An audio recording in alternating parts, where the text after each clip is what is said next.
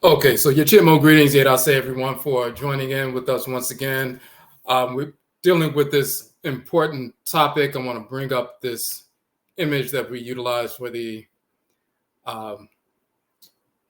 promo for the broadcast.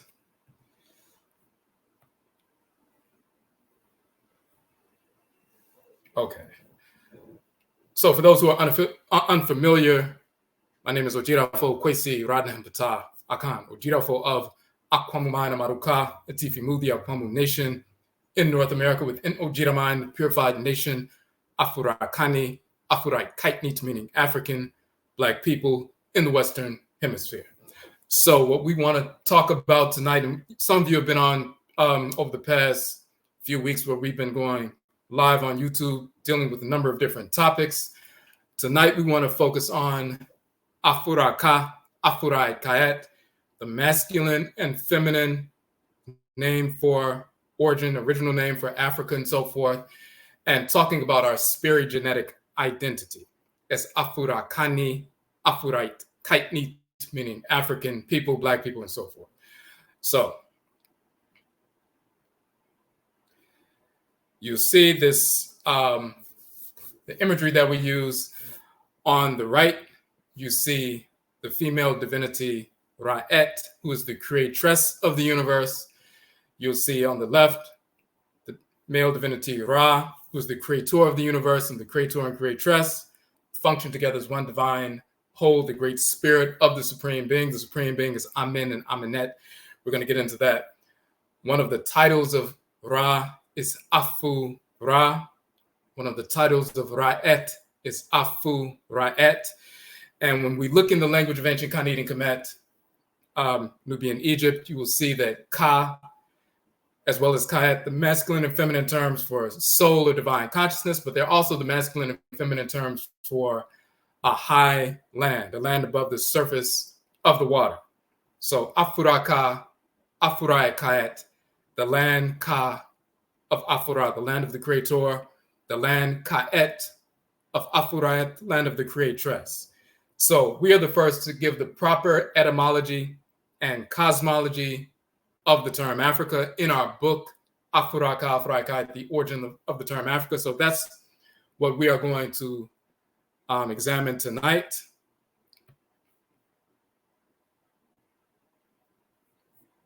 So let me just pull this book up.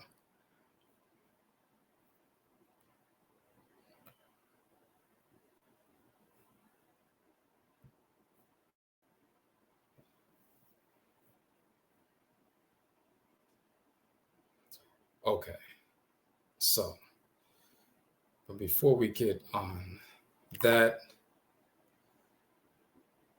let me show you exactly where you can find the text.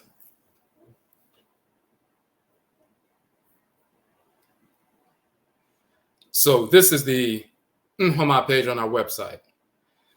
Nhoma is the Akan term for books, publications, and so forth. So when you go to the Nhoma page, you will see all book covers of all 31 of our books. You can download all of these books for free. So to date, I have published 31 books. We do have some more books coming out this year, but to date, I have written and published 31 books, and one of them, this seminal text, is AFURAKA, AFURAITKAIT, the origin of the term Africa. So when you go to our Nhoma page and you click on the cover, it will take you to the specific page for the book, and you will see the book there, and you can just click on the cover and download the ebook version.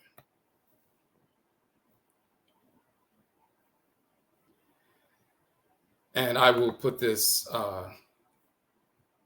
link in the chat room for you all.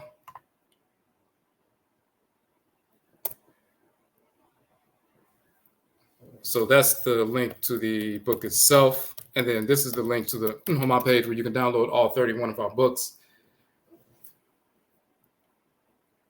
All right.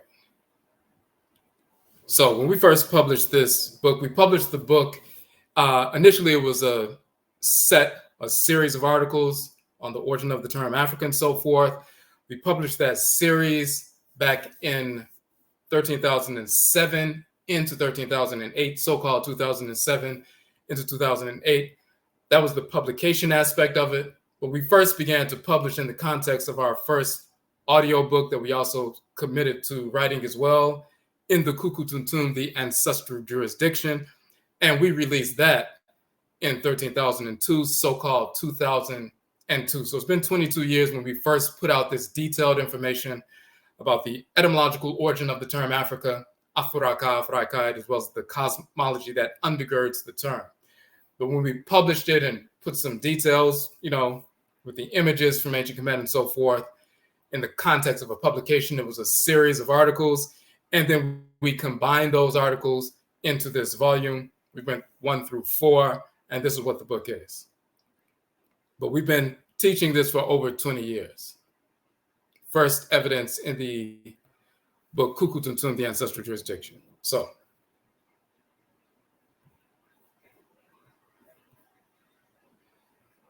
the reason why we published the information is because of so much misinformation regarding our identity. Because of enslavement, colonization, our enemies, the whites in our offspring, have sought to make us feel inferior by brainwashing our people with false information, trying to put forth the false idea that Africa comes from Romans, Africa comes from the Latin or Greek or Phoenician or Sanskrit or a number of different false etymologies. We address all of those false etymologies. People don't want to identify with Africa because they've been conditioned to believe that is inferior. Just like they don't want to identify with the term or color black because they think is inferior. Pure stupidity. The reason why we have embraced that is because of colonization, enslavement. Black is a term that we have always used, and we did an entire etymological breakdown of the term black, coming from the Proto-Indo-European root bere, which comes from the ancient root bidi, which means black. It also means powerful. We did an entire broadcast on that, and we'll touch on some of that tonight as well. But the origin of the term Africa goes directly to the nature and function of the deities that govern us as Black people, as Afurakani, Afurakaini people. The same with the term Black.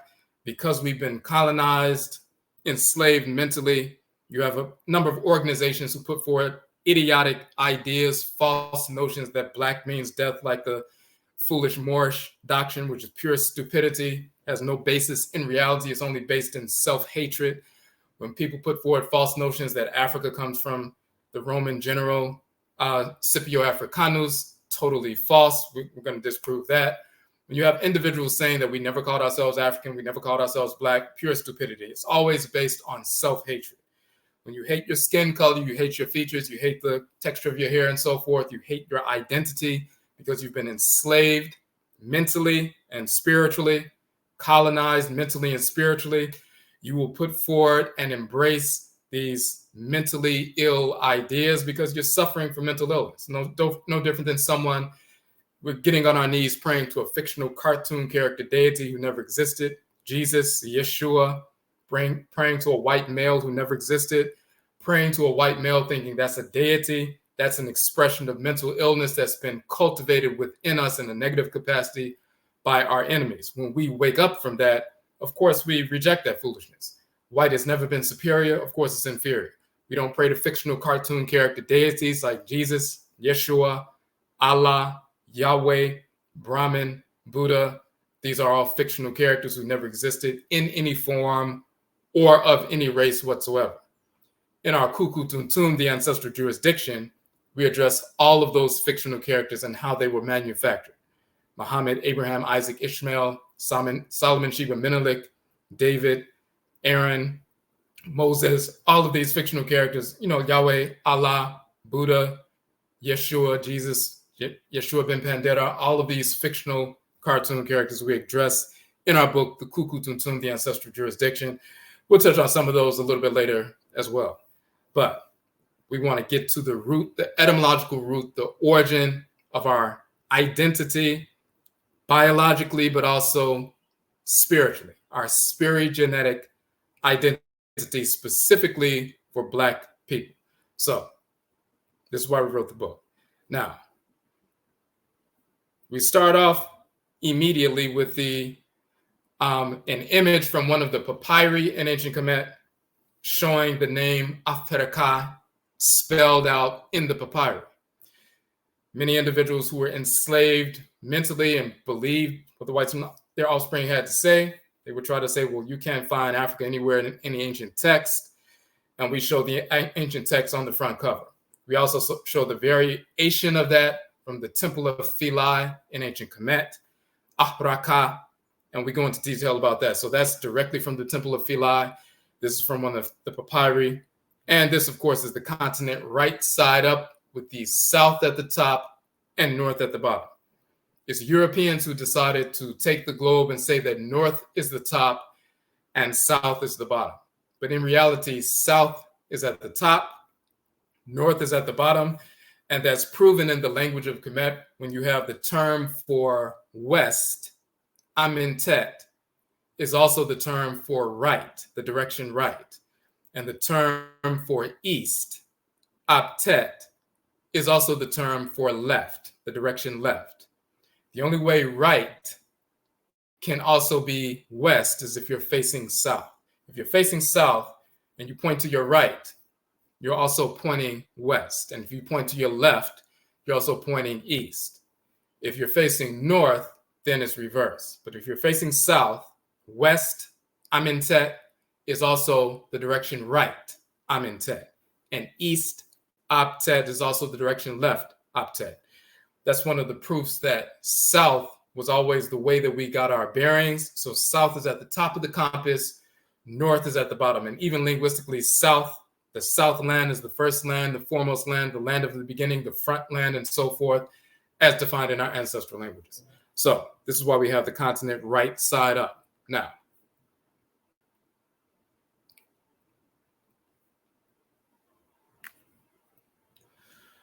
from the papyrus of Hunefer, 3,300 years ago, we show the actual Medut, the glyphs, Medutu, the glyphs and so forth. And you'll see AFURAKA, and we're going to get into exactly where that text comes from. One of the variations is AFURAKA in the Temple of Philae, so-called Paraka, 2,400 years ago. We're going to get into all of that. First thing we want to do is dispel some false notions.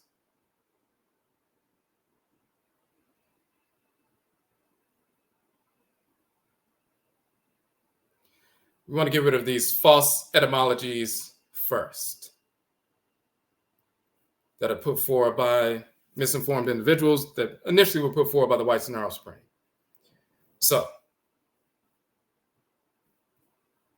on page 10 of the text, we address the false etymologies first.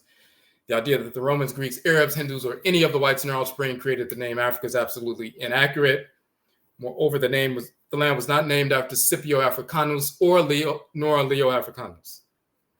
Now, the Arab version, Ifriqiya, comes from the Roman corruption Africa, often suggested that the reason why the Romans used the term is because of the Roman suffix ka, means land, and Afri is the name of a Berber tribe and so forth, who occupied the land when the Romans invaded. The Romans are therefore said to have called the territory in the northern part of the continent the land of the Afri, and hence Afrika. The Berber ethnic group is the Afrika. It's spelled Afrika, as well as Afrika and Afarik. Now, the term land, ka, meaning land, does not come from the Romans. Let's just prove that very quickly in our appendix. Before Romans existed on Earth and before Europeans existed, white-skinned individuals existed, we were already speaking our language, of course.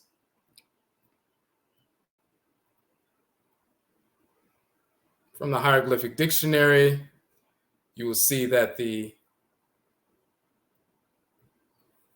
symbol, the medut, for the raised land here, they often transliterate it as a Q, but in the Coptic dialect, the late period Kemet dialect is transliterated as a K, the K sound. So Ka, hill, high ground, high place. Reduplicated as Kaka, a hill, a high place. Kat, highland, the Nile banks above the river.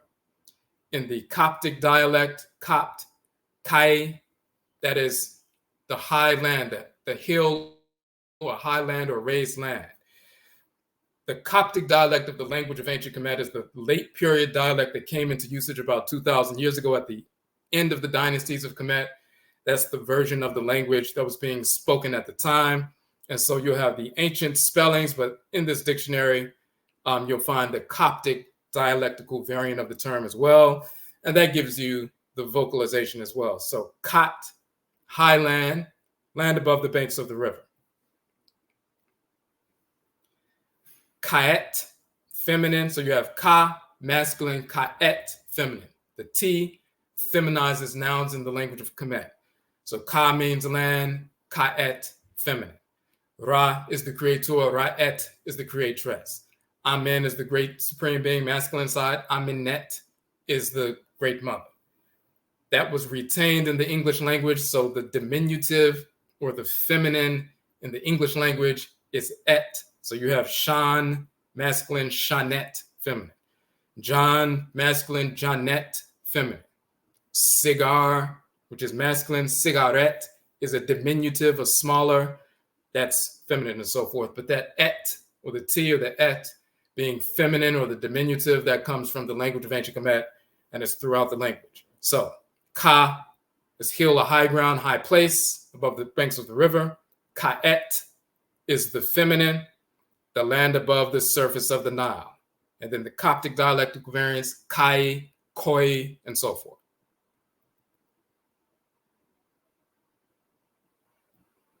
Then you go further, Ka and Kait. That's the masculine expression and the feminine expression. There's always a balance of masculine and feminine in our cultures. The high place on which the God of creation stood. The first landmass that broke through the surface of the water at the beginning of creation. Ka and Kait. Now, that predates the existence of Europeans, including the Romans, in the world.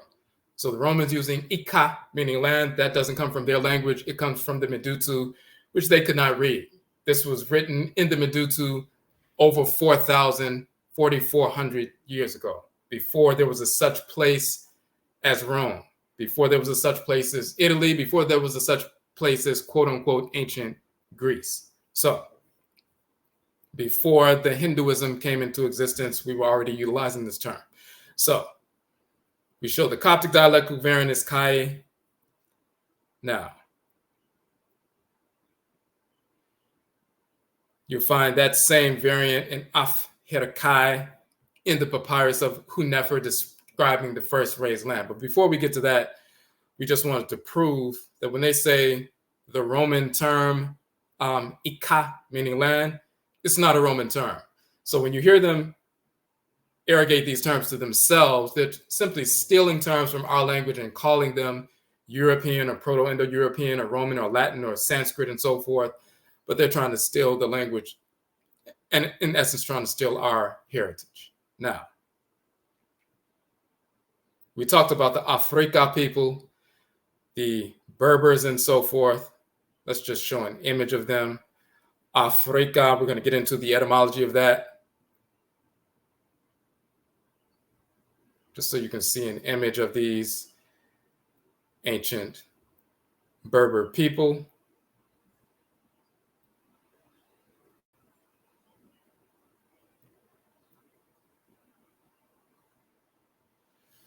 So you have Fulani Berbers. These are some Fula women or Fulani women. You have, the Black Berbers and so forth.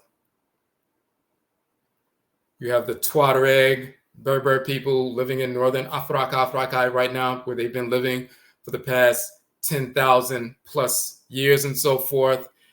And one of their ancient ancestors was living in the region of northern AFURAKA, west of Kemet, in the region of what is now called Libya, west of the Nile and so forth. This Berber sovereign 23rd dynasty of Kemet Uput, the second ancient Berber or Berber, Bribri individual. The same Tuareg people are directly descendants. Some of our people stayed in that area, and then some of us continued to migrate further west after the fall of Kemet and reestablished ourselves as the ancient empire of Ghana and so forth. So, but these are the Berber people, descendants of the Berber people still exist today in the same region. That's what we're talking about. So it's not that the Romans discovered anybody. They didn't discover anything. We were already there, and we were already using that term. The Afrika people, or Afarik people, that's the Afrika people. That is their name, still is their name, has been their name for thousands of years in their own language. Now, hold on a second. All right. Now, the Afrika people, and we're going to show how Afrika, the AOU, Afrika, and Afrika are dialectical variants of one another. Yes, white Arabs and others have invaded northern Africa or AFURAKA, AFURAITKAIT over the past couple of thousand years. But just like white Arabs invaded northern Kemet and are living in Kemet right now, and they call the area Egypt, those are the white invaders. They're not the original inhabitants.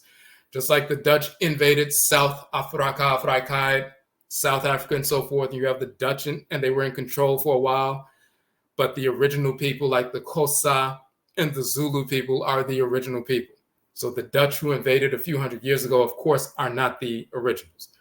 The white Arab who invaded Kemet and are now calling it Egypt and are living there in the northern portion now, they are simply invaders. So same thing with ancient Libya and so forth now. Like somebody like Gaddafi, who was in control of Libya, he's descendant from the white invaders. He's not one of our people. He's not an ancient African. He's not family. He's one of the enemy invaders. The original Black Libyans still live, and we just saw some images of some of those Berber people and so forth. Those are the original people. He is the invader. So now, when they say the term Africa is derived from the Greek term Afrik, meaning not cold, hot, or the hot country, is also inaccurate. The term Afer means to burn, be hot in our ancestral language. The term Afri means smoke, hot, vapor. That's the reason why the Greeks, having learned of these terms from ancient Kemet, said Afrik, meaning not cold. Let's have a proof of that. And then you also have the term Apreka in Latin, meaning sunny, saying, well, it comes from the sunny land. And what took place when you look at the United Nations Educational, Scientific, and Cultural Organization's essay on the origin of the term Africa. So that's a multi-volume series. So different scholars from around the world contributed to UNESCO or United Nations Educational, Scientific, and Cultural Organization's publication on the history of Africa, and part of it deals with the etymology of the term. And they put forward 7 different possibilities because they are unaware of the origin. So they put forward Afrik, meaning not cold or the hot country, coming from the Greek language. They put forward Aprika or Apreka in Latin, meaning the sunny land and so forth. They put forward Apara in Hinduism, in Sanskrit, talking about the land that comes after.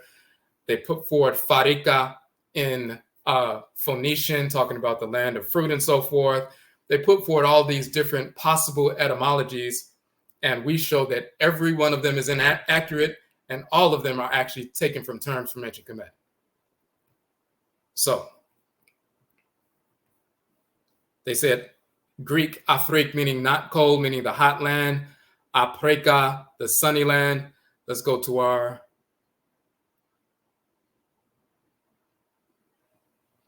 further down in our book, just to demonstrate this.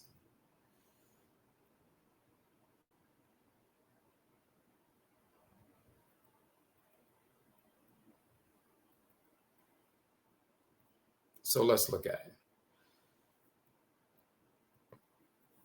Afer in ancient Khanate Kemet means to burn, to be hot. Afri, smoke, hot, vapor.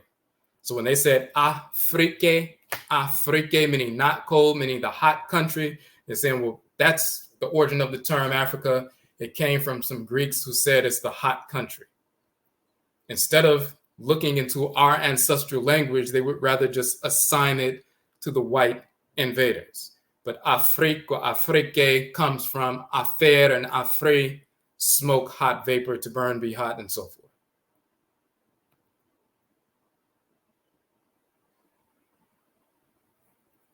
Now, let's go up a little bit further. There are many people who put forth the false and foolish idea that Africa was named after Scipio Africanus, and some would say Leo Africanus. Leo Africanus lived in, the so-called 16th century. In the 1500s, he wrote a book, A History of Africa, and so forth. They mixed up these two individuals because they had the same last name. He lived 500 years ago.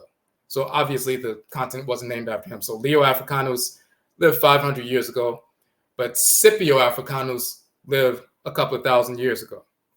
So many of our people who deep down inside have such a deep self-hatred, they want to believe that Africa is not an indigenous term. Just like they want to believe that Black is not an indigenous term because they hate themselves so much. They want to identify with anything other than Black or Africa. Even the terms themselves, they've been so conditioned that when they hear them, they cringe. No different than someone who's been so conditioned with self-hatred, they see someone dark-skinned or who has natural hair, they see that as inferior, they cringe. But as soon as they see light skin and straight hair, they relax and think that's superior. That's insanity. So our people put forth this false notion, repeating what the Europeans said, that Africa was named after Scipio Africanus. They didn't do any research. A child who's 6 years old can Google this and find out that's not true in a nanosecond. But they refused to do the research because they wanted to, perpetuate that self-hatred. So anybody you hear saying that Africa was named after a Roman general or white man or white Roman and so forth, pure stupidity. You can't trust anything they say if they can't do basic research. And many pseudo scholars in our own community, some who call themselves cultural or African-centered or, doing research or metaphysical, have put forth this false notion. So let's prove very quickly that it's not accurate. All you have to do is look at the family tree. His name was Publius Cornelius Scipio. That's the name of Scipio Africanus. He wasn't called Africanus. His name was Publius Cornelius Scipio. That's the family name. His brother's name was Lucius Cornelius Scipio. His father's name was Publius Cornelius Scipio, and he was named after his father. His grandfather's name was Lucius Cornelius Scipio. His great-grandfather's name was Lucius Cornelius Scipio Barbatus. So his last name was Scipio, his brother's last name was Scipio, his father's last name was Scipio, his grandfather's last name was Scipio, his great-grandfather's last name was Scipio Barbatus. So when they invaded, they were fighting Hannibal, the great general and so forth. When they invaded northern AFURAKA, North Africa, and won a battle, he became known as Publius Cornelius Scipio, who conquered Africa, and therefore Scipio Africanus, Scipio who conquered Africa. Now, his brother, Lucius Cornelius Scipio, had a war campaign in Western Asia. And when he won a battle in Western Asia, he became known as Lucius Cornelius Scipio Asiaticus. So Scipio Africanus is the one who conquered Africa, the northern part segment. Scipio Asiaticus is the one who conquered a portion of Western Asia. You never hear anybody saying that Asia was named after Scipio Asiaticus. But when it comes to Africa, they'll say, well, Africa was named after Scipio Africanus. Why are you naming yourself after a white male? Pure stupidity. They know Asia actually goes back to the language of ancient Khanid and Kemet. We call that part of Western Asia Seat, and that became Sia and Asia and Asia and Asia later. But just like we call Nubit is the ancient term, and Nubia is the corruption, but it's Nubit, south of Kemet and so forth. We call Sit, Western Asia, and they called it Sia or Asia Asia. So they won't say that Scipio Asiaticus named the continent, and the entire continent of Asia was named after him. They'll just say that he invaded Asia, and then he named himself after he conquered the land. He's Scipio who conquered Asia, Scipio Asiaticus. They also know that's the same that happened in Africa. Scipio Africanus invaded Northern Africa, won a battle and so forth, and he was known as the one who conquered Africa. That's simple, basic information. As we said, a child can Google that and will find that information within a nanosecond. And you have individuals, even in our own community, calling themselves scholars, who've been teaching the foolish, false notion for 20 plus years that a Roman general named the continent Africa. Pure stupidity.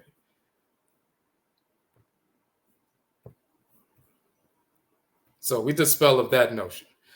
Let's go up quickly and get rid of the other false etymologies, and then we'll get to the actual etymology.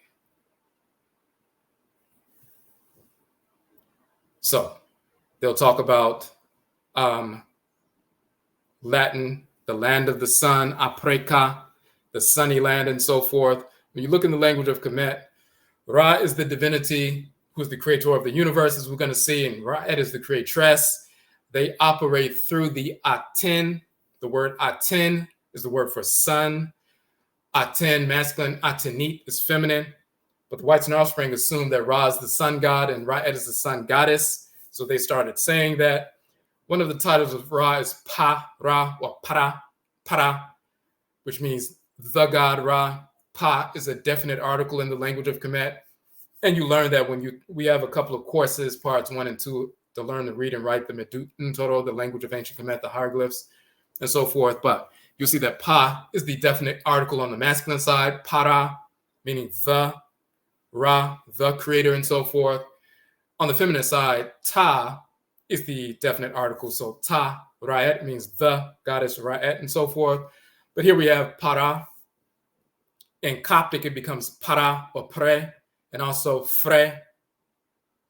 And you see that right here. But Para, Ka, or Pre, Ka, the land Ka of Para or Pre. This is where the Romans, so-called Latin, get Afrika, the land Ka of the quote-unquote sun, because they assume that Ra is the sun.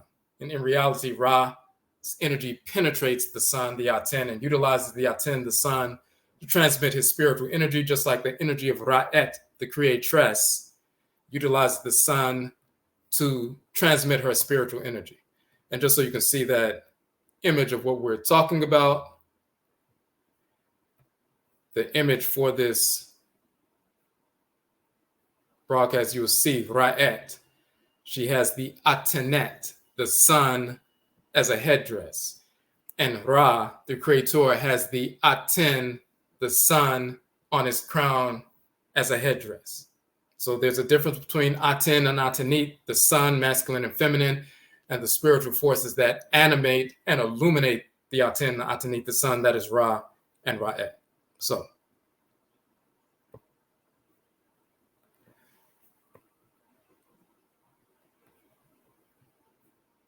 let's get back to it. So the suggestion that Africa comes from the Phoenician term for corn, or from the Phoenician term friki or farika, meaning land of fruit. Pera means grains of any substance. Pera became fera in the Coptic dialect, as well as in Phoenician and so forth. So that is the land of fruit, the land of substance, the land of produce.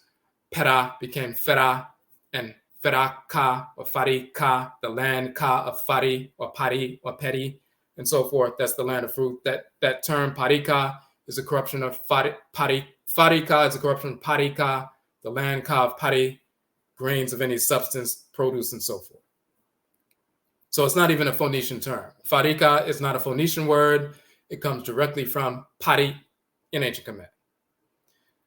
When they say that the Phoenician root farak also ph, parak, and so forth, meaning separation, including the notion of diaspora is the origin of the term, the land that's separated or, cut away and so forth. Once again, in the language of Kemet, per or pera means a sign of subtraction, to go away, to leave one's countryside, a calamity. You see the two legs walking away, escaping and so forth. So para, ka, the land ka of para, separation, subtraction, to leave one's country, that becomes a diaspora and so forth. Farak is a corruption of para, ka, that comes from ancient Kanini Kemet. It is not a Phoenician term. You also have perak, to divide, to separate. You even see the hand with the weapon here, talking about a forceful separation. So perak is corrupted into ferak or perak and so forth, to divide, to separate, and all of that. Sanskrit and Hindi, the term apara, and they'll say apara, AFURAKA is the term, and it comes from the Hindus. They'll say that the white Hindus, not the black ones, but the white Hindus, they'll say, they named the continent. Anybody but us. They'll say that they named it. They'll even say extraterrestrials named it. Anything but to give us our credit for our own language, culture, cosmology, etymology, and so forth. Totally nonsense. So they'll try to say that the Hindu term, the Sanskrit term, apara, is the origin of AFURAKA, the land that comes after. They'll say that in Hindi, that which comes after. The reason they say that is because they'll say that India is first in the east, and then the land that's in the west of India, which is AFURAKA, the continent, that comes after India, because they'll try to say that India is first and foremost and supreme, and then, Africa comes later. So it's the land that comes after, the land that comes, behind and so forth. That's what apara is, and it's the land ka, apara, that comes after. Of course, that's ridiculous. It's false. Para does mean grains of any substance, produce and so forth in the language of ancient Kemet. But pera or para mean what comes forth. It means offspring, posterity, progeny, seed as well. So para is where they get apara in Sanskrit from, stolen directly from our languages. So whether you have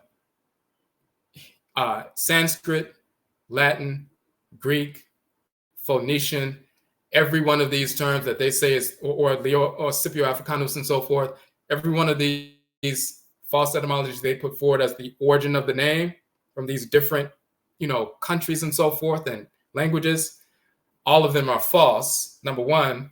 And secondly, those terms don't even come from those languages. They can be found in the Medutu, as we've just proven. They stole these terms from our language, claimed them as their own, and then later on their descendants today are saying that these are the origins, of the name of our continent, which is absurd. Now,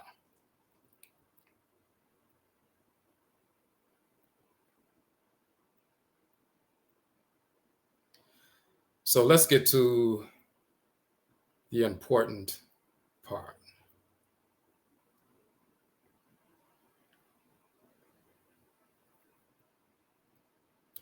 First, we deal with the term Ka. We touched on it already, the land, the high land above the banks of the river and so forth. The raised land, the high land, the mountain land, and so forth. In ancient Kemet and ancient AFURAKA cosmology, we talk about how the entire planet was covered by water, and once the spirit of Ra and Rait penetrated the primordial earth and moved energy through the primordial earth, they caused volcanic eruptions on the ocean floor, and those volcanic eruptions caused a portion of the ocean floor to surge upward and break through the surface of the water. And that first high land, that first landmass that broke through the surface, is the first landmass of Earth. That's the first high land or exalted land. In the language of ancient Kanini Kemet, as we saw, the high land on the masculine side is Ka, on the feminine side is Kait or Kat. So that's like in English, you'll say mountain or hill. In ancient Kemet, you'll say Ka or Kait. So the Medut representing the soul is Ka, but the Medut representing a raised land, exalted land, a high land, Ka. Also, you see the man with the two arms.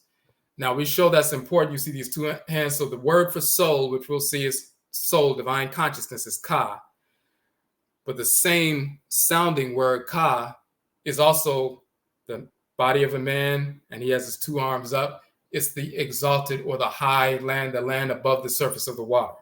So two variations of the term Ka, but they're cosmologically related.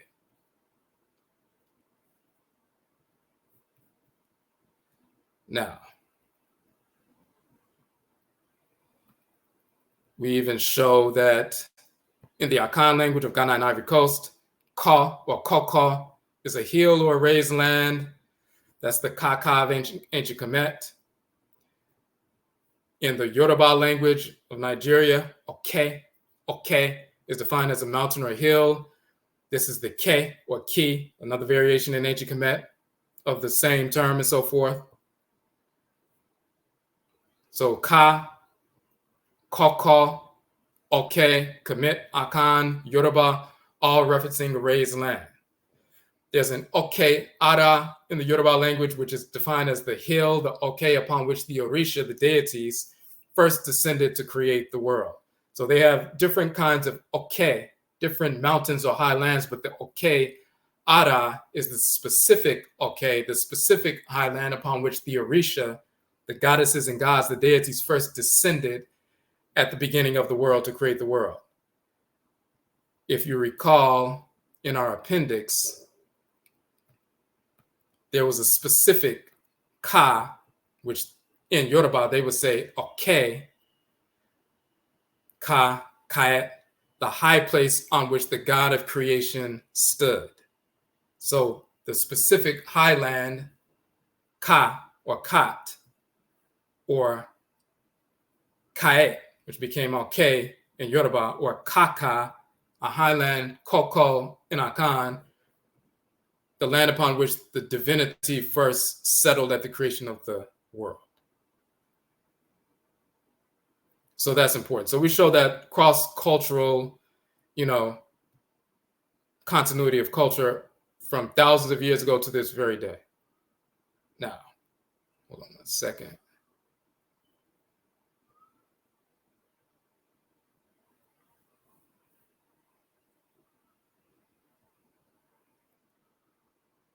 And we have to break those terms down individually because it's part of a cosmology. It's not just a series of sounds. It's directly related to deities and their function in creation. That's why it's important. So, in the language of Kemet, Ra is the most ancient name of the creator of the world. Rait is the most ancient name of the creatress of the world. Ra and Rait function together as one divine unit. They are the great spirit of the Supreme Being. The Supreme Being is Amen and Amenet, the great Father and great Mother, the great being. And the spiritual force that animates Amen and Amenet is Ra and Rait. Just like your body, you're like a great being, and your life force energy that circulates through you, that solar force, that creative power, that is your Ra force if you're an AFURAKA man. That is your Rait force if you're an AFURAITKAIT woman. So you're like the great being, Amen, who directs your Ra force to go out and create for you. You're Amenet, the great mother, and so forth, and you direct your Rait force to create for you and so forth. That's what's happening. So, the divine living energy moving through plant life, animal life, mineral life, AFURAKANI, AFURAKAIT, human life, moving throughout our bodies. That is the divine living energy of Ra and Rait and so forth. So, we already talked about this symbolism of the primordial ocean covering the entire planet Earth. Let me just show an image of this. So we talk about the ocean covering the entire body of the planet. And when the spirit of Ra and the spirit of Rait began to move within, their energy penetrates the primordial planet. When the planet is just being formed, the energy of Ra and Rait penetrate that primordial planetary orb and so forth and begin to enliven it. That divine living energy is moving through the ocean floor and causing volcanic eruptions. And then there's an explosion. The ocean floor, a portion of it surges above the surface of the water and breaks through the surface of the water. And you have the first, not hill, but the first Ka, first Kait. That's the term that we would use. That's a Ka. That's a Kait, the very first one. And if you Google, in YouTube, the formation of an island and watch a time-lapse video of a formation of an island, you'll see a lot of heat. You'll see volcanic eruptions. You'll see explosions coming out the water. And then all of a sudden you will see the landmass rise up above the surface of the water. And then it'll begin cooling down and you see a lot of steam and smoke and so forth. And then you will see a landmass is formed in the midst of water and it's an island. Well, cosmologically, our people said the entire earth was covered with water because of volcanic eruptions on the ocean floor. And physics says the same thing now, and geologists say the same thing. They talk about volcanic eruptions causing a portion of the landmass to break through the surface. We simply add in our cosmology that the source of those volcanic eruptions was the spirit of Ra and Rait moving through the primordial earth, causing that to happen. So you have that first Ka rising up and breaking through the surface. Now you have a Ka and Kait. You have a landmass. Then the spirit of Ra and Rait penetrates the original landmass and enlivens that landmass. And now you have a fertile land because the divine living energy of the Creator and Creatress, just like sunlight penetrating the earth, going through the atmosphere, penetrating the landmass and warming up the landmass and giving it vitality and so forth so plant life can thrive.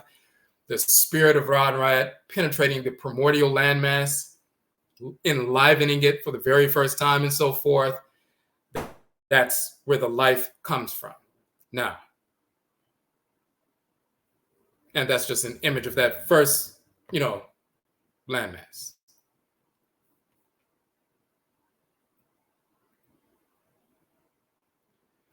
Now, what's important with regard to that are the titles. When Ra moves through the primordial earth and Rait moves through the primordial earth, that spiritual force moving inside matter, it takes on a different title. So the term Af, singular, or Afu, plural, means flesh. Just like in English, flesh means your skin, but flesh can be singular or plural. In ancient Kemet, flesh, the term for flesh, as well as house or place of residence, because your flesh is a house or place of residence for your spirit. Af means flesh, but it also means house or place of residence. That's singular, Af. And then Afu means flesh, plural. So we use both terms. So we say that there, Af means flesh and all of that.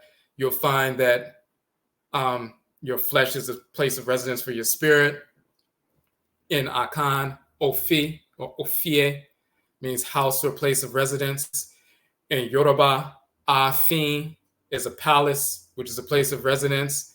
That comes from Af or Afi or Afu in ancient Kemet, meaning skin, flesh, but also a house or place of residence for the spirit. Now,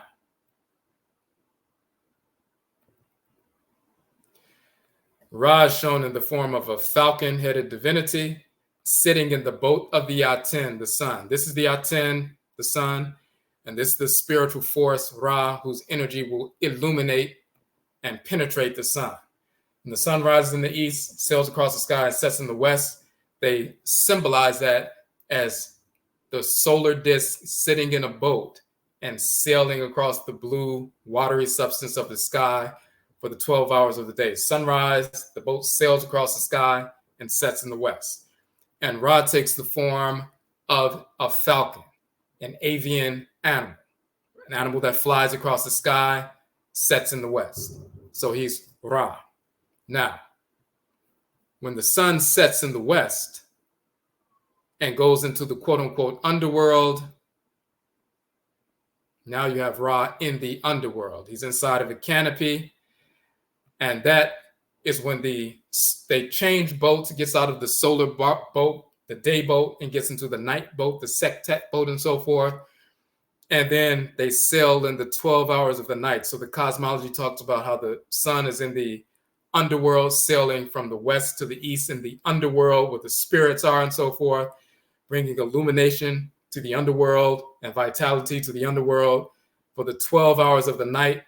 And in the 12th hour, they get to the eastern horizon. Ra gets out of the night boat, gets back in the day boat, and then goes up in the sky and sails across the sky again. When he's in the underworld, he takes the form of a flat-horned ram, a land animal. When he's sailing across the sky during the 12 hours of the day, he's an aerial animal, a falcon. That's his sacred animal totem. Sometimes he's shown as a male, but sometimes he's shown as a falcon and so forth.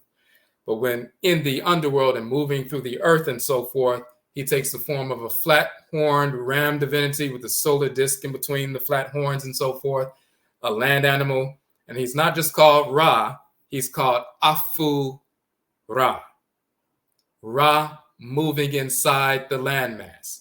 The landmass becomes the flesh, Afu, the house or place of residence of the spirit.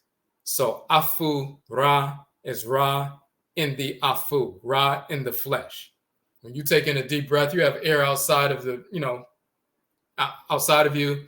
When you take in a deep breath and pull that air inside of you, now that air is encased in flesh. It's encased in your body. It's encased in your Afu. So you can call that air Afu air, air inside of the flesh. But when you breathe it out, it's just air. When you breathe it in and you hold it in your lungs, it's Afu air, air inside the lungs. When the spirit of Ra's energy is moving through creation, it's Ra. When he penetrates matter, that matter, Afu, becomes the flesh, the house of the place of residence of the great spirit, and he is called Afu-Ra. He's moving through matter. So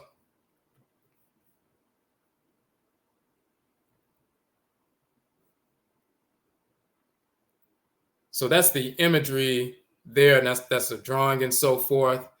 When we went to Kemet, we took a number of images, a number of pictures. We're going to show some of those as well as some other pictures by other individuals as well.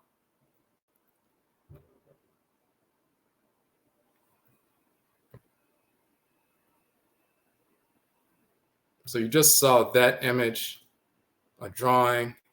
Now this is the actual, this is from the tomb of Seti in the Valley of the Kings and so forth. And as you can see, this is a relief carving, very ornate and so forth, very detailed. And you see Afu-Ra with the solar disk between the flat horns. He has a staff in the form of a serpent and so forth. That is Afu-Ra. And he is in the underworld in the 12 hours of the night. Now, let me switch over to another.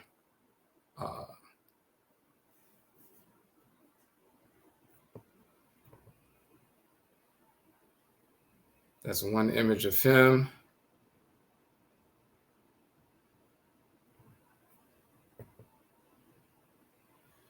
Okay, here's another image of him. And this one is important because we want to show you the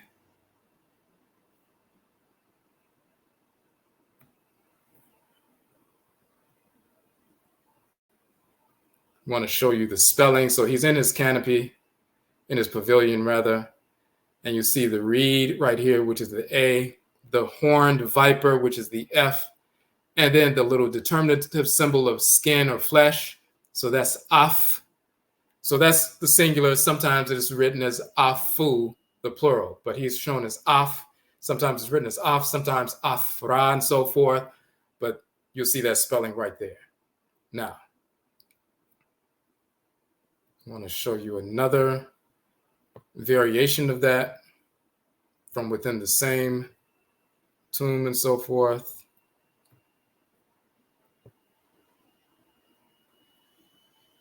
Okay.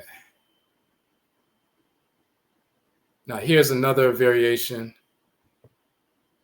And here you see the 3 pieces of flesh, not just 1, but 3. And the solar disk. So instead of Af, and then the solar disk being the representation of Ra in the Medutu, the hieroglyphs and so forth, instead of, if it was just one piece of flesh, it would be Af-Ra. Since it's three, it's a plural, so it's Afu-Ra. So in this context, he's Afura. And another, mural and so forth, he's Afra. The people know the difference. The people in the culture know the difference. Afra, Afura, and so forth. Different variations of the name, but we just want to show the connection between Afu, Ra, and the different spellings. Now, to show you, so when you go to Kemet and you get these actual images, of course, you can confirm these, what you find written in books and so forth. Hold on, let me pull up a document right quick. We're going to pull up a PDF.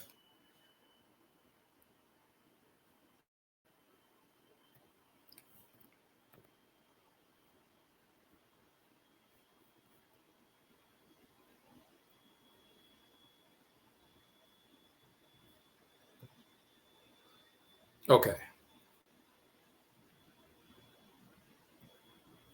So the reason why we show that, because it's a verification of what you will find in certain texts, but we have the actual, the actual text themselves. So we saw the reed, the viper, and the little piece of flesh for Af and so forth.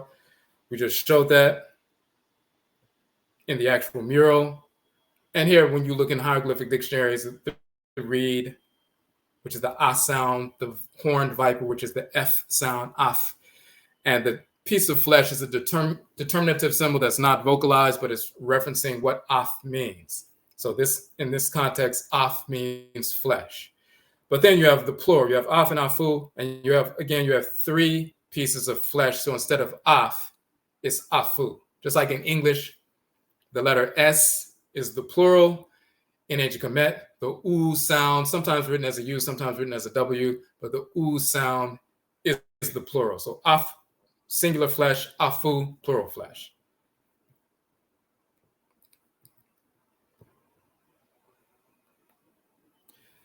You'll see also here, it says,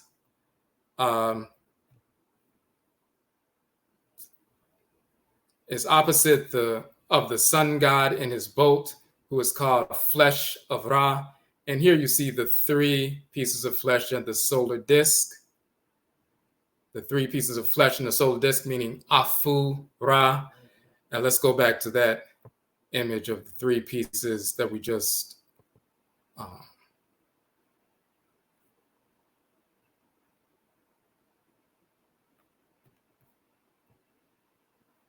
okay, so that was the three pieces of flesh, Afu, and the solar disk. So that's Afura, just so you can see the differences between the two. So once again, anytime the spirit gets inside, moves through matter, he's encased in flesh and so forth, he is Afura.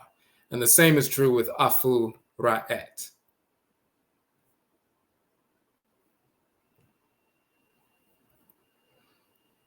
Now we're going to go down to part 4, just to give a little bit more context to that.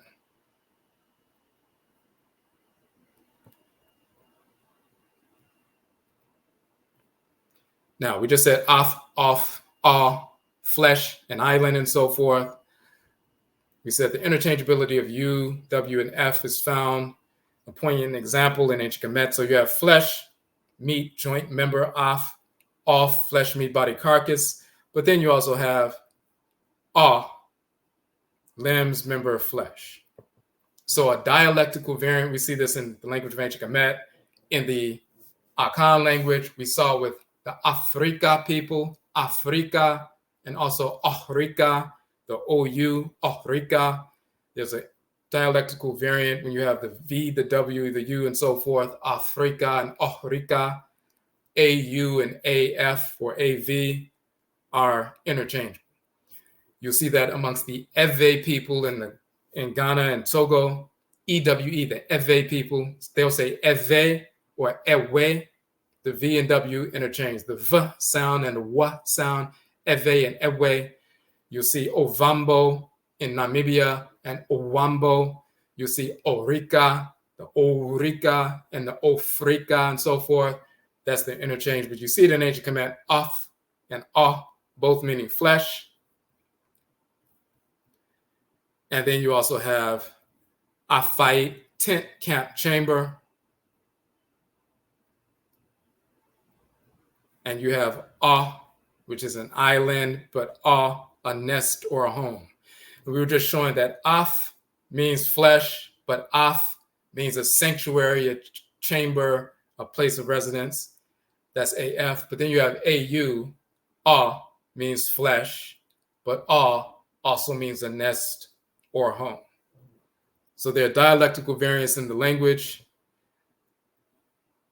Ah and Aet, abode, house, court, temple, shrine, quarter, camp, and all of that. Ahwa, piece of flesh, part of the body, joint, carcass, and so forth. So we just show those different things right there. Just want to show the linguistic differences. It's going to be important for that final piece.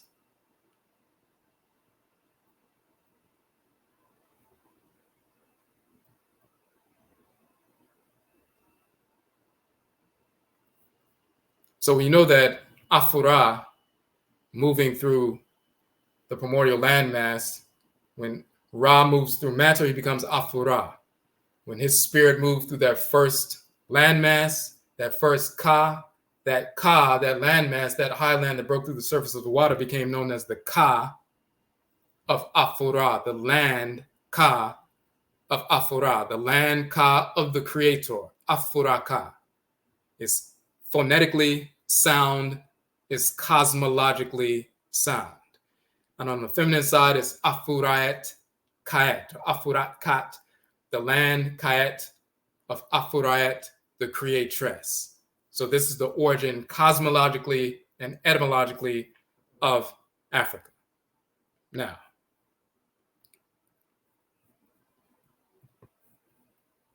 so no European is going to give you that information because they didn't have that cosmology. And someone who's studying some misinformation by Europeans and reading that the Hindus or Arabs or Greeks and so forth name the continent, or Scipio Africanus, they're not studying the cosmology. They're not practitioners of the ancestral religion. They're not engaged in the ritual invocation of Ra and Rait today as people like us who practice the tradition, because Ra and Rait still exist in the Akan tradition, Yoruba tradition, Vodun tradition, and so forth. Under the same titles, we invoke these divinities. If you're not engaged in the practice or you're not doing some study of the actual language and cosmology, you miss the whole point. This is a bird's eye view of the primordial mound. These are spirit forces, goddesses in the primordial waters surrounding and looking from the top down on the first landmass. This circular structure is the landmass.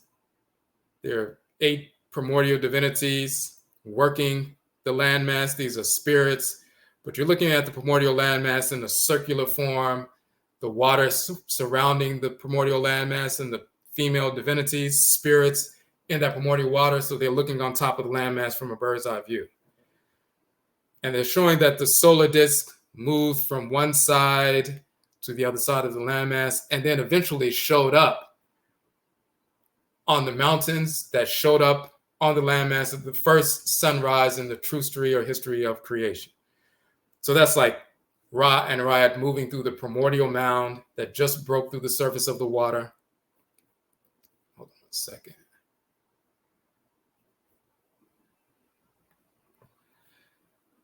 And when they moved through that first landmass that broke through the surface, their energy started moving through that landmass, enlivened it, fired it up, made it fertile, and so forth.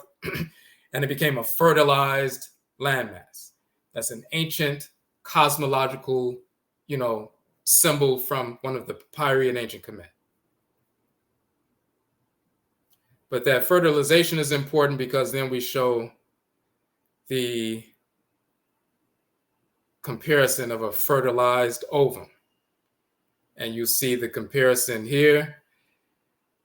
It's the same representation that happens in the womb when an ovum is fertilized. The same thing that's happening on Earth, as we showed thousands of years ago, of that primordial landmass being fertilized. It's the same symbolism, because we're talking about the same process on a microcosmic level that happens on the macrocosmic level. So of course the symbolism matches up with, once there were microscopes thousands of years later, they're going to find the same symbolism, because we could tune in spiritually and see what we needed to see clairvoyantly. So that's that first part.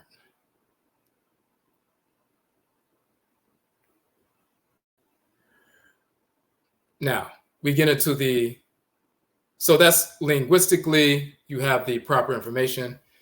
Ra is Afura, Rait is AFURAIT. And let's real quickly show, we're going to pull up some information.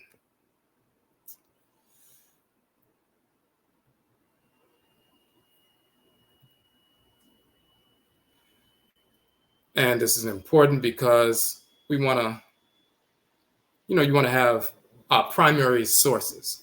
So when we went to Kemet, last time I was in Kemet, in the temple of Su, in the precinct of Mut, in the temple of Apet Asetu, which is so-called Karnak, you go to the temple of Su, one of the largest and most ornate and most detailed relief of the female divinity Ra'et is found in that temple. And we knew to look to that temple to find that and get some footage of that. So let's show that real quick. Quick little video we took on my iPhone and so forth.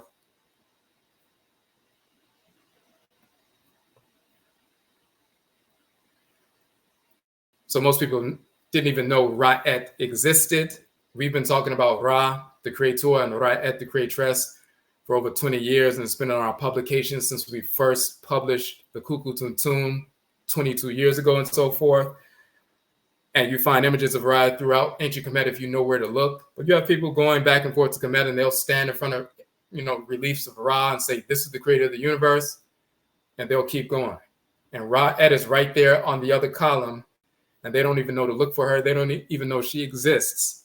And they'll focus on Amen and Ra, but they won't focus on Amenet, the great mother, and Ra'et, the creatress. But we knew who to look for, of course. And of course, invoking Ra is part of our ritual practice. So just a couple of 20, 30 seconds, but you get a chance to see her. So that's right. That's a close-up. That is the divinity Mentu, Ra, who she interacts with. But Mentu is a popular, very important divinity, but that's a close-up of Ra.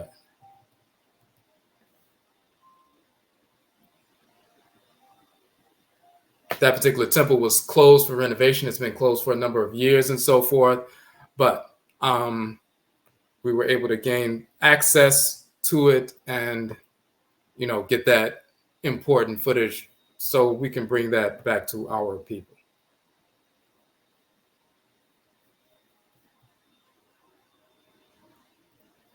Okay. Okay, so that's the phonetic, etymological origin, cosmological origin, but then we get into some aspect of the spirit. So when we talk about Ra and Rait, the Creator and Creatress, the term for spirit in ancient Kemet is Ba, masculine, Ba'et, feminine. So the divine living energy moving through you, your spirit energy, we'll say that is your Ba. If you're male, Ba'et, if you're female.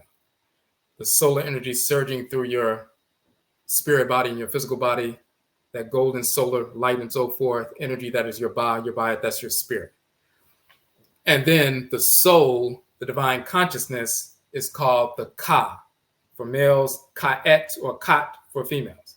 So this is the symbol for Ka, the soul, divine consciousness, the divinity in the head region. The bird or the human-headed bird with the little bowl of burning incense, the animate winged fire bowl of burning incense with a flame. So the animate fire, the little human-headed bird with wings, so that's animation. and the bowl of burning incense is fire. So the animate fire within you is your spirit. That is your Ba or Bayat. But your divine consciousness, your soul, your divine consciousness, the divinity in your head region, like the spirit's brain, is the Ka or Kait. So that's what we're showing here. And the reason why that's important,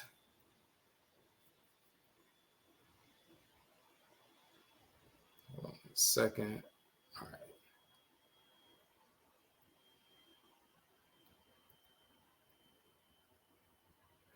We show those same terms in the Akan language that you find in ancient Kemet and so forth. One of the titles of Asar, he's called Ka Hetep. There's a relationship between Ra and Asar. There's a text when Ra and Asar, the soul and the spirit, meet in the underworld, and that is akin to, so this is Ra and this is Asar, and they meet in the underworld and they unite and work together and so forth. Here you have Asar and Afura, and then they work together. So what does it mean that they work together? Your spirit and your soul working together. It's like the blood in your body is circulating throughout the body. You have oxygen within the blood that, the blood carries the oxygen to all the different cells in the body and so forth. The brain is the physical seat of the soul, the Ka, and the bloodstream is the physical seat of that solar energy that's surging through you. That oxygen that's surging through your blood also has to go into the brain as well. You have to have oxygen in the brain for the cells to work properly. So that's like the Ba and the Ka uniting physiologically. The blood carrying the oxygen that's circulating through the whole body, and the brain itself that's the control center and has the blueprint for everything that should take place, the intelligence center. You have to have the union of the oxygen carrying blood and the brain itself fusing together to work together. If you lose oxygen in the brain and blood is not going to the brain and so forth, that's a stroke, that's a problem. So the oxygen carrying blood, the life force energy within the oxygen circulating through the blood and so forth, that's the Ba, the spirit, and then moving through the brain, the Ka, the soul, and it's a union of the two and they work together.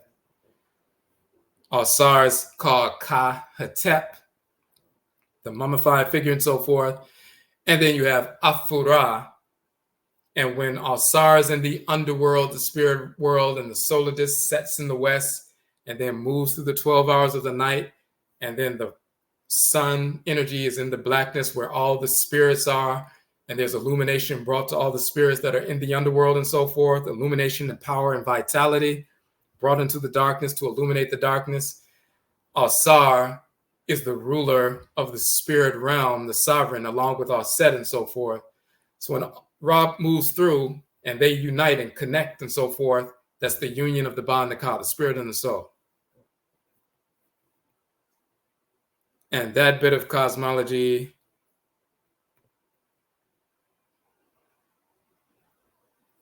so you see the mummified figure of Asar unites with the Afura, with the ram-headed divinity, and all of a sudden they fuse together, two entities in the same body. The bottom half, mummified half, is Asar when he's called Ka, and then Afura moving through the Ka. And that's no different than a form which is important of spirit possession in ancestral culture. When someone gets possessed by a divinity, you see people playing drums and so forth, a ritual chant, ritual dance. The spirit comes down and possesses the person and starts moving through the body of the person. They start speaking a different language and laying hands to heal people and so forth. Spirit possession takes place. The abosom or orisha of Vodus possesses the person. We always associate it with, if you're driving in a car, you're the individual driving, you're in the vehicle. You're in control of the vehicle.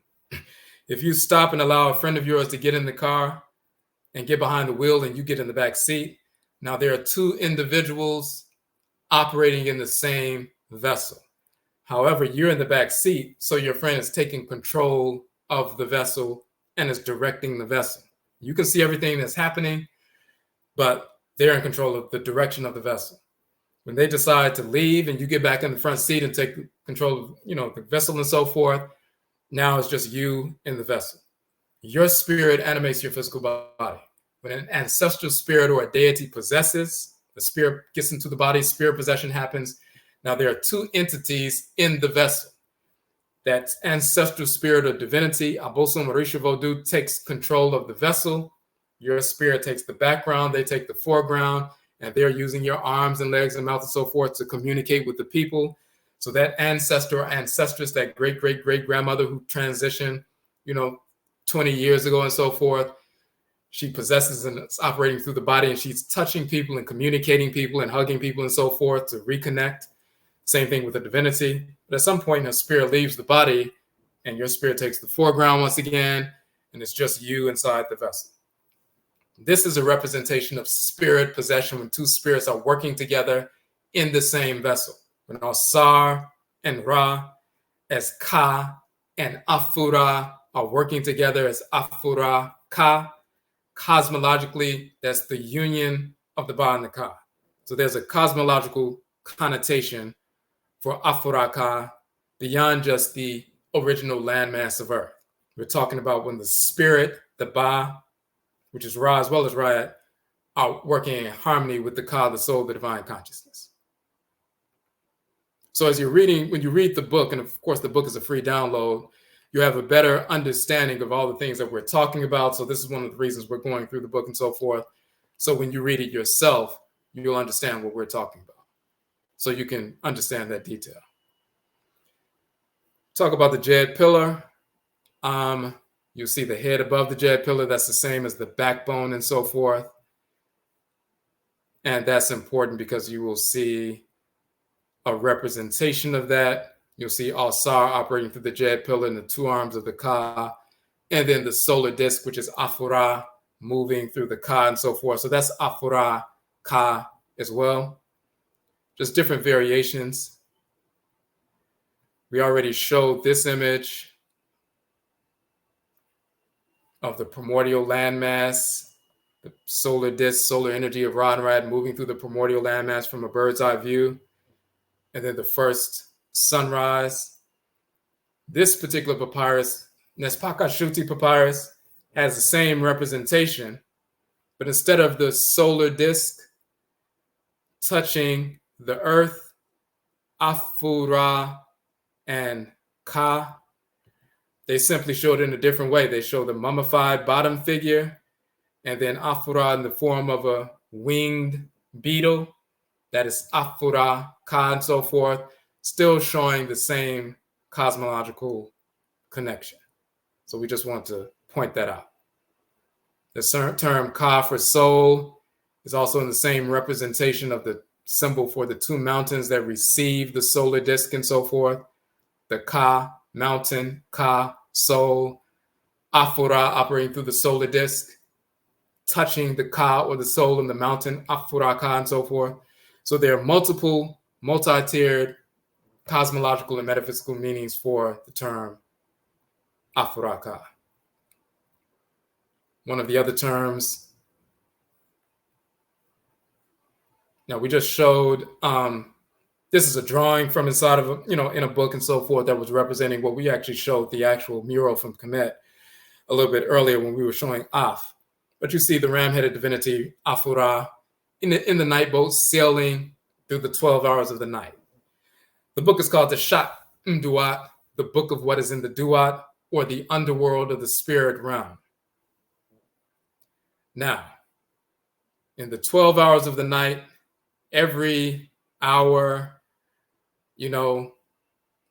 Afura moves through and finds and, comes in contact with different spirits, different ancestral spirits. And there are texts talking about every hour of the night. So, for example, let me just switch over real quick so you can see a better representation of that.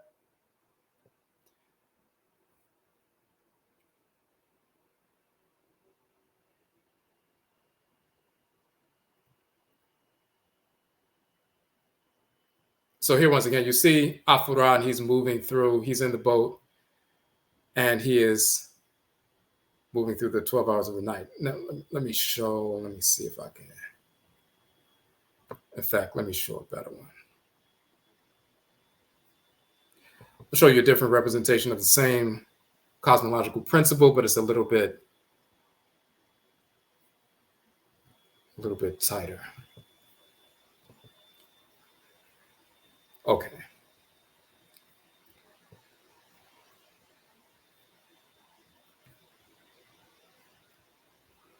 So he's in the boat.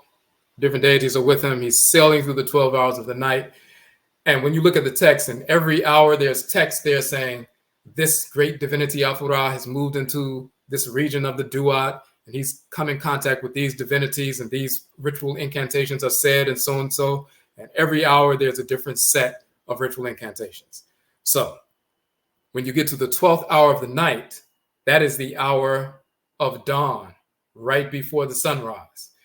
So when the sun sets in the west and goes into the underworld, the first hour of the night. So if the sun set in the west and it's 6 p.m., well, the first hour of the night is from 6 to 7 p.m.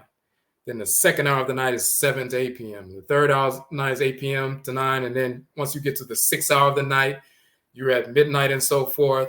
And then by the time you get to the 11th hour of the night, it's like 4 a.m. to 5 p.m. And then you get to the 12th hour of the night, it's 5 a.m. to 6 p.m. And in that 12th hour, that final hour, when he's in the underworld, he's about to get to the eastern horizon.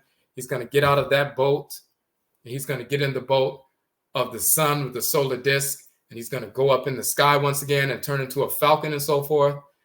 When he's in that 12th hour, things begin to change. This is the period of dawn, and he's about to emerge through the earth, rise through the earth, and then get through the earth and come up out of the horizon from the earth and go up into the sky. But this is the transitional zone when he's going from the underworld through the earth on the horizon, the solar disk coming out of the horizon, coming from this landmass, and about to jump up into the sky. So what does the text say in the 12th hour of the night of the transitional zone? That's key to the cosmology.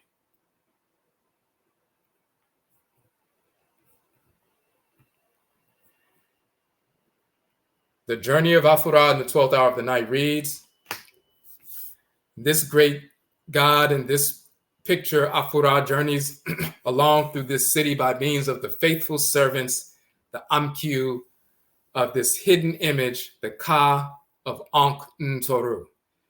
His deities draw him along by a cord. He enters into his tail and comes forth from his mouth and comes to the birth under the form of Kepra, which is the beetle form, and so forth. And the gods who are in his boat do likewise. He takes up his place on the face of the hidden image of the horn or forehead of the sky at the end of the thick darkness. That's the end of the night. He's about to come into the sunrise. Then this great God takes up his position in the eastern horizon of heaven. And Shu receives him, and he comes into being in the east at sunrise. Those who are here are they who have their bodies, and they come forth in the following of this great God into heaven. This is the image, hidden image of Ka, of the serpent Ankh-Ntoru, which is by his den in the Duat, and he rests in his place every day. And then they show a depiction of the great serpent Ka, who is called Ankh-Ntoru. And what they're saying is the boat of Afura, once it gets to the 12th hour of the night, what happens is it enters through the tail of this great serpent. It enters through the tail of this great serpent. And once it goes through the body of that great serpent and comes out of the mouth of the great serpent, then is born into the world.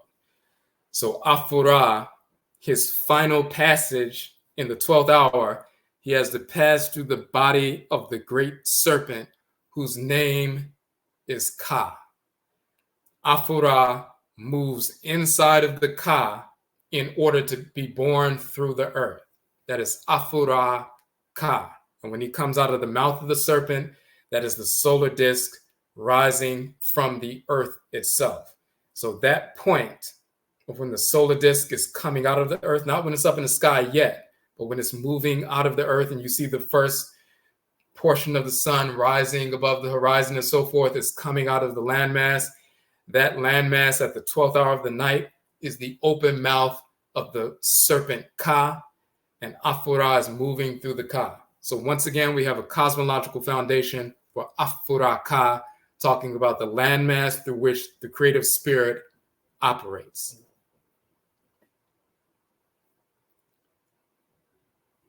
And we have to go through all of that because of the way people have lied about the culture. So, and this shows the deity Nu holding up the boat at the 12th hour of the night. And then eventually, Ra operating through the solar disk, he gets caught by the female divinity Nut, who's in the sky and so forth. She captures him in the sky. She captures him and then hoists him up in the atmosphere and so forth.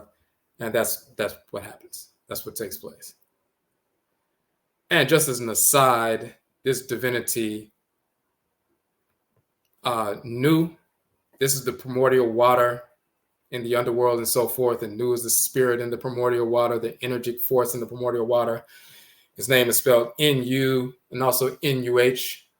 And of course, he's holding up the boat with the deities and the male and female divinities and so forth in the primordial flood waters, in the underworld, eventually born from those flood waters and so forth. And Nu is corrupted into Nuak and Noah and Noah, and has the boat with the ones who survived the flood, who come out of the flood and populate the world. That's where they stole the story from.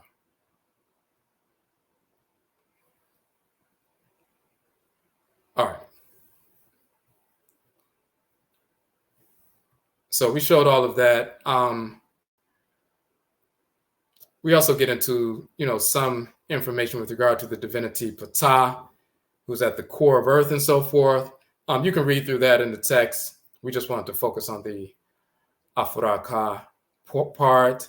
When we talk about the origin of the term Al-Kebulan, Dr. Yosef Ben Yakinen put forward a quote from Leo Africanus, who wrote this book in 1526.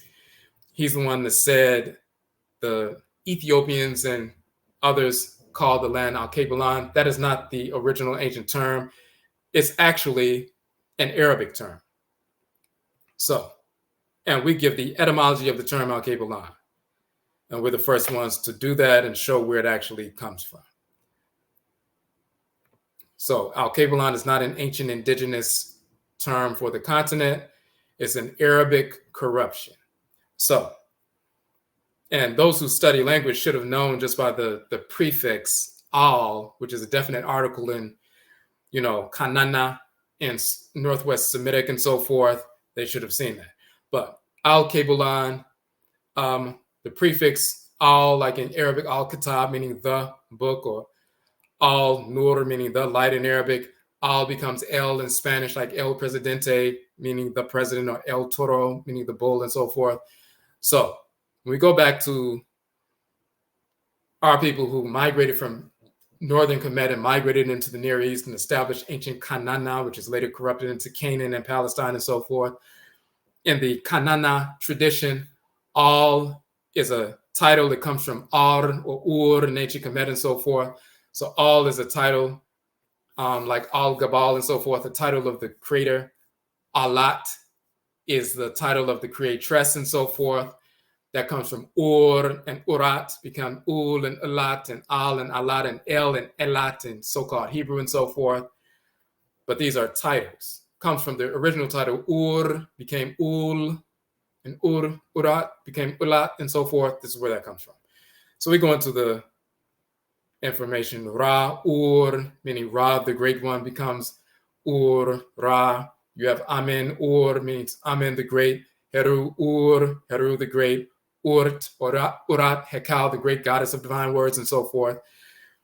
we go into some linguistic detail about that. Arabic and so forth, and so-called Hebrew, which is not even a real language, they stole these terms from ancient Kanana, which is a variation of Ura and Urat in ancient Kemet. So, Leo Africanus, A Geographical History of Africa, written in 1526 AD, he says that the Arabians and Ethiopians refer to the continent as Al-Kabulam, with an M. That's because they were speaking Arabic and Amharic and so forth, and these terms are corruptions. So it's not an original indigenous name at all. So we show the corruption of Ra, Ur, becoming Ura, corrupted into Ura and Ula and Ila and Ila and Allah and all of that, all the corruption. We go into detail about that. That's some linguistic information you can check out. But the root of Al-Kabulan is Kebu. And this is the north wind divinity, who is called Kebu. In ancient Kemet, you see ram divinity as well. Very important. In Rome, the god of the southwest wind was called Afer Ventus, meaning the Afer or African Ventus, the African wind. We saw that Afer means hot and so forth in our ancient language. So they called the southwest wind Afer Ventus, the African wind. And they called the god of the southwest wind Afrikas. This is the deity of the southwest wind. They called him Afrikas because he came from, for them, northern AFURAKA, AFURAITKAIT was southwest to them. So they called the southwest wind divinity Afrikas, the divinity from Africa, and Afer Ventus, the African wind. And then Europeans began to say, well, the Romans named the continent Africa after the god Afrikas, which is pure stupidity. They learned about the divinity from us. Now, Kebu or Kebui is the northwest wind. You see, this is Italy and so forth. And this is AFURAKA, AFURAITKAIT. So southwest is this region here. And let me make sure you can see that. So this is the boot. This is Italy. Southwest is this region right here. The southwest winds will blow on the region of ancient Rome and Italy and so forth. And they said the southwest wind force that came up and touched them, that's Afer Ventus, the African wind, Afrikas to them. That is divinity Kebui in ancient Kemet. So,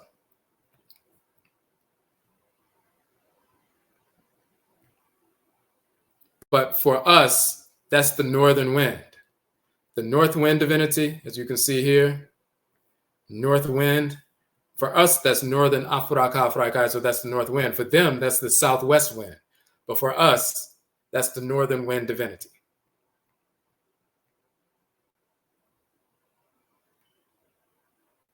So for them, Al-Kabui, which is Al-Kabulan and so forth, the land of the north wind divinity, they called it Afrikas, but Al-Kabui is part of that root. And the reason why that's important,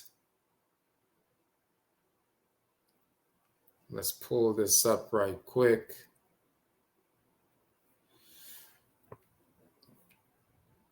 When the sun sets in the west, the cool north winds directed by the deity Atem, who's in the red setting sun, are then felt. This is why in our ancient text, the Pert and Meru, so-called Book of the Dead, what do we say in that ancient text? I am a follower of Tahuti, rejoicing in all that he has done.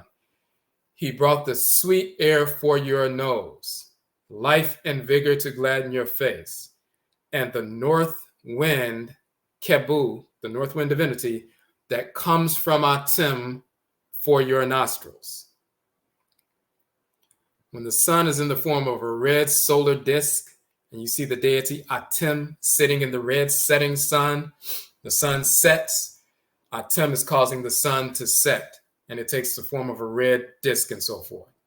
And when Atem causes the sun to set and complete the day, he sends the north wind divinity Kebu to cool your nostrils. And that's what the text just said. When the sun sets in the west, this ram-headed divinity's energy manifests. When the sun sets in the west, Ra also takes the form of a flat-horned ram divinity to go into the underworld. We knew the difference between the ram divinity Kepu, who is the cool wind that's shot forth from the west when the sun sets. And even if you're in places like California and so forth, and it's very hot and the sun sets and you feel this cool breeze coming off the ocean and so forth, when the sun sets and then the cool wind is sent from that area, that's the energy in that cool wind is Kebu. We say the deity Atem has sent Kebu for you to cool you off. We knew the difference between Kebu, the ram-headed divinity who manifests at the sunset in the cool wind, and the other ram-headed divinity, Afura, who manifests in that form when the sun sets and he goes into the underworld. The whites and offspring combined those two together and said that's Al-Kebui and Al-Kebui land, the land of Al-Kebu, the land of the north wind divinity, which for them is the southwest wind divinity. They're just corrupting information across the board based on ignorance and misunderstanding. Now, we also show, which is very important, we're talking about the sun setting in the mountains in the west and so forth. There's a relationship between Al-Kebu, Al-Kebui, and El-Kebul, El-Gebal, and so forth. The term Gebal in Hebrew, Gevul, Arabic, Gebel or Jebel, means mountain. In the ancient Kanana language that predates the Pseudo-Hebrew and Arabic and all of that, in ancient Kanana, Gebal means mountain, but El-Gebal is the great deity El of the Gebal of the mountain. El-Gebal, the great father, old man of the mountain. That is a title of Ra in Kanana. The wife is Balat, Gebal, and so forth. That's a form of Heteru and so forth. So we just go into detail and we show what happened when the Romans took over. They learned about El Gebal. They started talking about they were worshiping El Gebal. They created the El Gebalium and so forth. They start saying that they were representing, the great divinity El Gebal. They called him Helio Gabalis and El Gabalis and so forth. Corruption of the deity El Gebal, a number of different things. But when you look at the language, El Gebal, the old man of the mountain, El Gebalin is the two mountains. That is a title of the Atlas Mountains in northern Afuraka, AFURAITKAIT, and so forth. They took that same title, El Gebalin, between the two mountains, represented in ancient Kanana, El Gebal, the old man of the mountain, and so forth. And this is where you get that term, El Gebalin, between the two mountains and so forth. This is where you get El Kebaline, referencing an original landmass that has something to do with the two mountains from which the divinity, the solar divinity, would rise and create the world. It goes back to the original landmass, the original mountain that was the first landmass to rise above the surface of the water. But in ancient Kanana, when we migrated into ancient Kanana, so-called Canaan, later Palestine, Israel, and all of that, we use the same kind of cosmology, but the language as it changed and so forth. We're saying El Gebal, a title of Ra, the old man of the mountain, the two mountains, the Gebalin and so forth, between the two mountains, the solar disk between the two mountains and so forth, El Gebalin. And so this is why in Arabic they repeated El Gebalin or El Gebal line and so forth. It became El Cable line. And they started saying El Cable line not only represents the land between the two mountains, but that is the title they would use in Arabic for Africa. But it comes from ancient Kanana, which references an aspect of our cosmology, but we weren't in ancient AFURAKAIT calling the land El Cable line. That never happened. That's an Arabic corruption of an ancient Kanana term that references a feature of the cosmology that was referencing something prior to us moving into ancient Canaan. So, And this is important. So when you read through the book, you'll get all these details and you have a better understanding of this. And just as an aside, once again, the deity Atem, when he is in the red setting sun, and the red setting sun penetrates the western horizon and it goes into the earth. Atem, the first male deity on earth, when the sun hits the earth for the first time, the first sunset in creation. Atem operating for the red setting sun. This is where you get Adem or Adam, the first man on earth. And they say Adama means earth, and Adama means red or reddish or ready. And so reddish or, ruddy and so forth.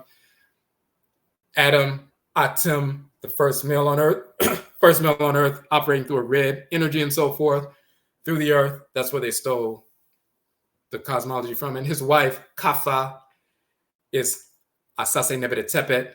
Her title is Kafa in ancient Kemet.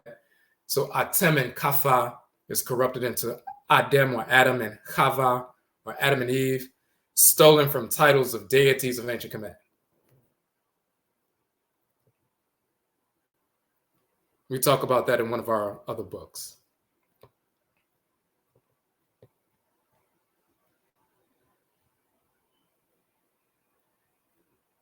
So we also show Amen, the divinity Amen. This is the great mother divinity Amenet. Here you have Amen and Amenet together. They're called Nyame and Nyamewa and Akan and so forth. We were talking about that in the context of the land of the plumed serpent. So the land Ka of Amen Ra, America, America, and so forth, Amuraka. So in the Inca tradition, when they talk about the feathered serpent, the plumed serpent, of course, our people were here, built pyramids just like we did in ancient Kemet and so forth. So Amaru, the plumed or feathered serpent in the Inca tradition. And they say Amaruka is the land Ka of Amaru, the plumed or feathered serpent. That comes from the land Ka of Amera, who's also called Ameru, the feathered or the plumed serpent. Amen is shown as a great serpent, Irta, in the cosmology of Ta'apet, or so-called Thebes. So, and he has the great two feathers, the two plumes that go out, ascend from his crown and so forth. We were just showing that. We don't have to focus on that tonight. That's just an aside. Hold on 1 second.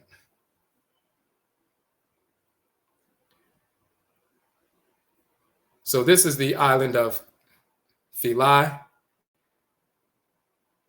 so-called Philae, but Pilak or Paraka.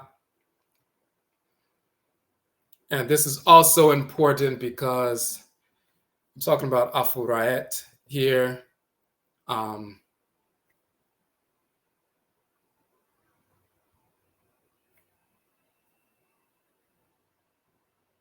you look in the Imeru, so-called Book of the Dead, Book of Coming Forth by Day, in the Papyrus of Ani, as well as the Papyrus of Hunefer, which is on the front cover of our book, there's a particular text when Ra is talking about the creation of the world. And he says, I am Ra and his rising. In the beginning ruled this has he. Then they say, who then is he? It is Ra in the beginning when he rose within Hinin Su as a king within existence. Not yet had come into being the pillars of Shu. He existed upon the highland in Kimenu, of within Kimenu and so forth. And he says, I am the great God. So they were talking about the creation of the world in that particular text. And he says, before the pillars of Shu, this is the deity Shu separating the earth deity Geb from the sky divinity Nut. And he's separating the sky from the earth. Like at night, of course, the sky is touching the earth, but then when the sun rises, you'll see it looks like the sky is being pushed away from the earth and so forth. That is the deity Shu separating the sky with the stars in her belly from the earth divinity Geb and so forth. But Ra is saying before Shu, the pillars of Shu separated earth from sky and so forth. He's talking about that era. So what happened before Shu separated earth from sky? What took place? And we just read that text. And Ra says, Anuk Ra Kai F Sha Hek Punef Puntra Aref Su. I am Ra. Anuk Ra means I am Ra in his rising. In the beginning, ruled this he, meaning ruled this has he. He has ruled this from the beginning. They say, who then is he? Ra it is, or it is Ra. In the beginning, rose he. In English, we would say he rose within Hin and Su as a king, or within sovereignty, within existence. Not come into being the pillars of Shu, meaning before the pillars of Shu had come into being, before that even happened, he was there first. Existed he upon the high land of that which is within the region of today's Kim Menu. The whites in our offering call it Hermopolis. We call that region Kim Menu. But there was a great mound that rose up in the region which is now called Kim Menu. Before the pillars of Shu came into existence, Ra caused the landmass to rise up, and he existed upon the highland within Kim Menu in the beginning. And he says, I am God, greater the great God. Existed he upon the highland. AFURAKA. You see AFURAKA referencing the title of Ra when he existed upon the highland, the first land to rise up in the beginning of creation. What is the corroboration for that? Ka, the high place on which the God of creation stood. Ka, a hill in Kim Menu, so-called Hermopolis, on which the heavens rested. So in the text, what we're talking about, and what Ra's talking about when he's talking about the creation of the world and so forth, the establishment of the land, before the pillars of Shu, before that first separation of, day and night and so forth, it was he who rose in the beginning. It is in the beginning when he rose in the beginning, caused the landmass to surge above the surface of the water. It became the first Kait. And he rose within that landmass in the beginning, penetrated that landmass as Afura and so forth, the divine living energy moving through that first highland or hill or mountain and so forth, that burst through the surface of the water. It is Ra in the beginning. He rose within Hin and Su, that's the region today that's called Hin and Su now, within existence. Not yet it came into being the pillars of Shu. Before that even happened, he rose. And he rose in the beginning. He rose through that landmass and existed he upon the highland. He who exists upon the highland, that is AFURAKA. In the other text, is AFURAKAI. Let's look at both of them. In the papyrus of Ani, it's AFURAKA. In the papyrus of Hunefer, slight variation. It is AFURAKAI. And you see this stepped slope of land and so forth, a terraced slope of a highland, a hill with terraces. The other one is a smooth slope, but in the papyrus of Ani, it's AFURAKA. In the papyrus of Hunefer, same chapter 17. Hunefer is somebody who transitioned. He had a papyrus in his tomb. In chapter 17 of that papyrus, you find AFURAKAI. Ani was a different individual. He transitioned. When you go to Ani's tomb, they found the papyrus. And chapter 17 of that papyrus is AFURAKA. Still talking about the Kaka, the primordial land. This is for the fools who said that AFURAKAI doesn't exist in any text of ancient Kemet, and you can't find the origin of the term Africa in ancient Kemet because you can't find any text where it says that. But it's been there the whole time. And not only just saying that phonetically, just the sounds AFURAKAI, but specifically when Ra is talking about his creation of the first primordial landmass, that's when he identifies himself as he who exists upon the highland. So to be and exists, F, he, here, upon, Ka, highland. And we go through that entire piece. You see the face in the sky and so forth. Here is also the term for hawk or falcon. Ra is the great hare or falcon, but he's also the great face in the sky. Then we show that slope is the ka sound and so forth. So we go into the linguistic information to show who's who. We show that terraced slope, and you see Alsar sitting on that terraced slope and so forth.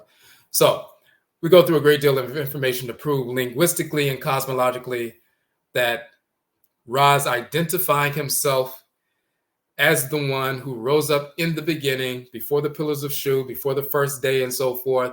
He rose up when he forced that landmass to rise up, above the surface of the water, entered that landmass as Afura and so forth. And he existed upon or within that highland in the beginning of creation. AFURAKA, AFURAITKAIT is a variation of AFURAKA, talking about the exact same thing.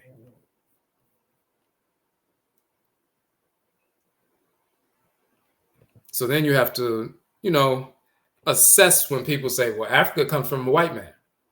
Imagine how idiotic that is when they have no knowledge of linguistics, no knowledge of cosmology, no knowledge of these deities, no knowledge of the relationship between Ra and Alsar and Rait and Aset and Amen and Amenet and Afu, and they have no knowledge of that. A white person said it came from a cracker, so it came from a cracker. That's how our people operate sometimes. So we talk about Afrika. We show the relationship between Afuni, Koko, and Akan. And we talked about the Berber people being called Afrika. We talked about a region in Akan culture called Afuni Koko. And that's the primordial land and so forth, from which the primordial people came and so forth. And we go into some details showing that the Akan people have the same term. Afuni Koko is the primordial Koko or land upon which the first people, when they came up out of the ground at the beginning of creation, established their place of residence. So the Akan people are saying the same thing that we've said in ancient Kemet for thousands of years. So you can read through that, you'll see the details of that.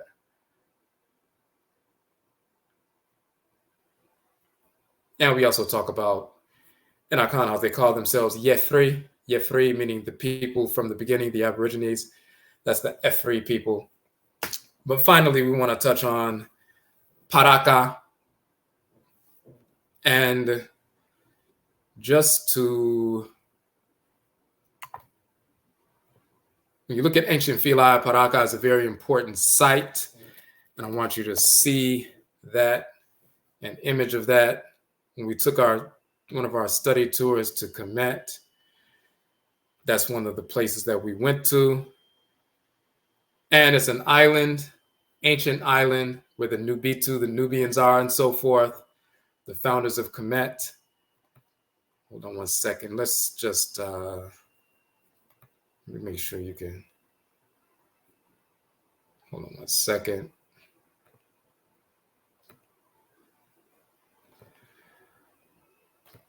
We show the image in the book. We want you to see the actual living culture.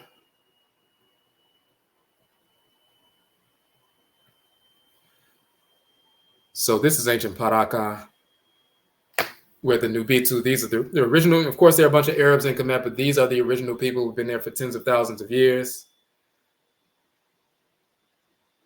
And they are still there, and they're running the ferries to the island of Paraka, so-called Philae.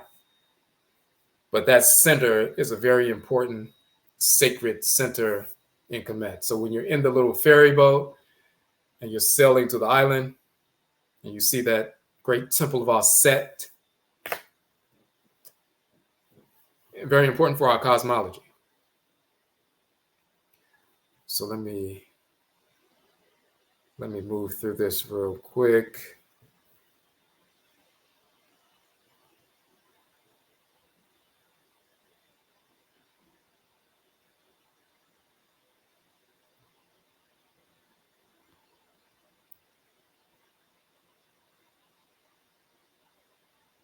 this is the place where they talk about the priests of Paraka, Philae, talk about this is where the primordial mound was. Rose up out of from the surface of the water and so forth. This is where the primordial mound was. And they have their title for that. And it's important to see that and see how you cross the water and get to that sacred island that's in the midst of the water and so forth. So this is the image of the place that we just showed you and so forth. But we said that Af is one pronunciation and Ah is another. Limbs, flesh, and so forth. But Af also meaning chamber, camp, and so forth. Ah also meaning flesh, but also court, abode, temple, shrine, and so forth. So that relationship between Afrika, and Afrika that is found in our ancient dialect. You have Ar, Kat, Raka, Rakat, and their variations of the spelling.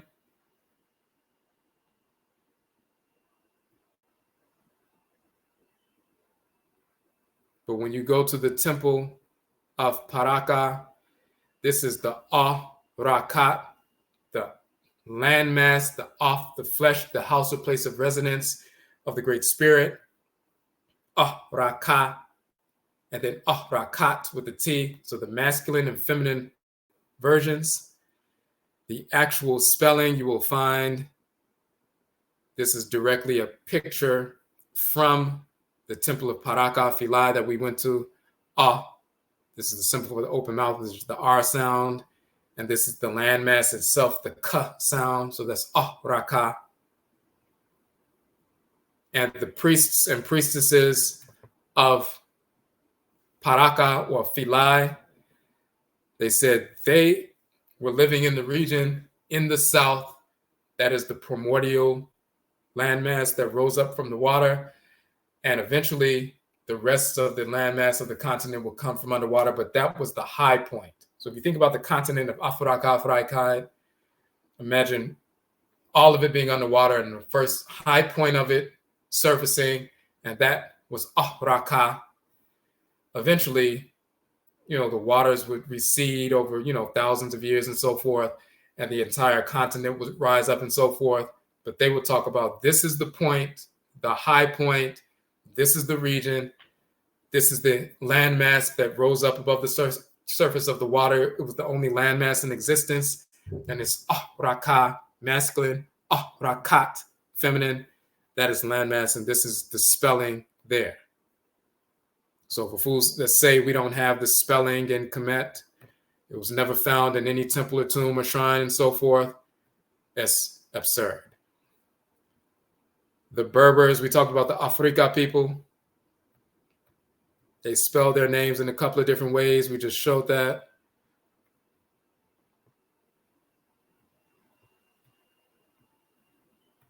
Even the Tuareg, it's really not Tuareg, it's Ta-Areg. The T is the feminizing principle and so forth, but it's the Areg people. Areka, Arika, and some of them pronounce it Afrika to this very day. And if you Google the Afrika people, you're going to see both spellings. And let me show you the two different spellings we showed earlier.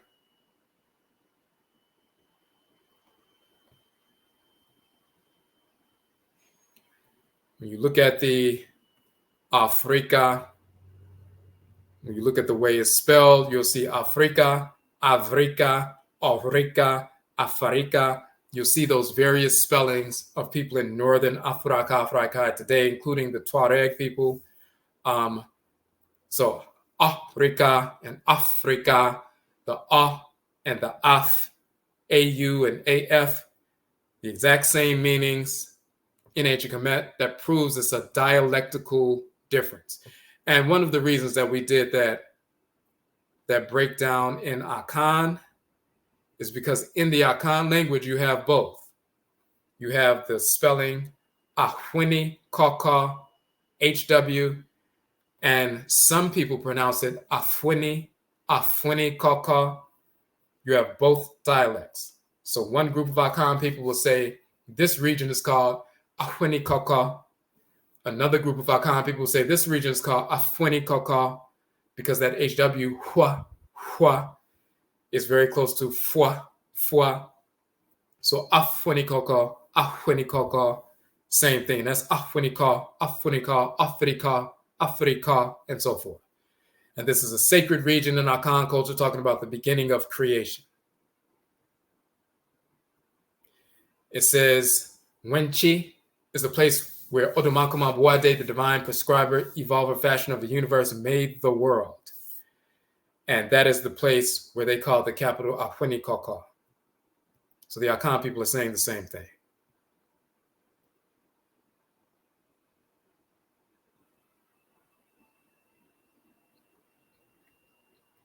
And we talk about the Berber people, and that's the ancient Black Berbers, of course. But the final piece is here. Ifri and Afri and Afru and so forth. Most people have never seen this goddess. That is a form of Ra'et. In the late period in Rome and so forth, she was on these ancient coins and so forth. The ancient Black Berbers called her Afri and Ifri and Efri over 10,000 years. Later, Ifru and so forth, they called her a sun goddess and a cave goddess. Just like Ra moves through the sky during the day, operating through the solar disk and so forth. When he goes in the underworld and in the caverns and so forth, he's Afura. When she's sailing through the sky with Ra, she is Ra'et. Solar disk on her head, golden solar disk. But when she moves in the underworld, she's called Afraet, which became Afrait, Afri, also Afru and so forth. That's her. The whites in our screen couldn't understand why this goddess was called Afri and Afru, and she could be a sun goddess and a cave goddess. Some of them thought it was a they're like, well, they must have made a mistake because she can't be a solar deity. The sun is in the sky burning fire, but also a cave goddess. But when Ra's in the sky, he's Ra. When he's moving in the underworld, in the book of the Duat, the book of the caverns, he's Afura, and he's moving through the caverns of the caves in the underworld and so forth. So sun goddess, cave goddess, this is her. And of course, we've always known that. Now, by the time the Romans get there and so forth, they know about Afri, Ifri, and they commented on her. Nearly 2,000 years ago, the Roman author Pliny the Elder stated that nobody in Africa began any undertaking without first consulting the goddess Africa. Africa was the Roman title of the Berber divinity. Afri and the Berber, just the Nubians west of Kemet and so forth. Afri is as the goddess. Africa is called Dea Africa. And this is why you see Africa. She is seated here. She has the headdress of the sacred elephant. Hannibal led his troops on elephants and so forth in North AFURAKAIT to defeat the Romans. She has the headdress of the elephant with the trunk of the elephant. She's seated on a bench here. Another coin, the goddess Africa. They say Dea Africa in Latin, came from Afri. That's who she is.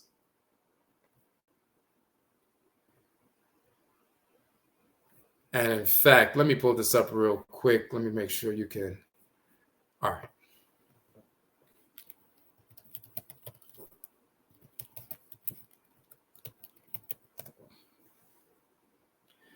We did a 2-part broadcast dealing with her.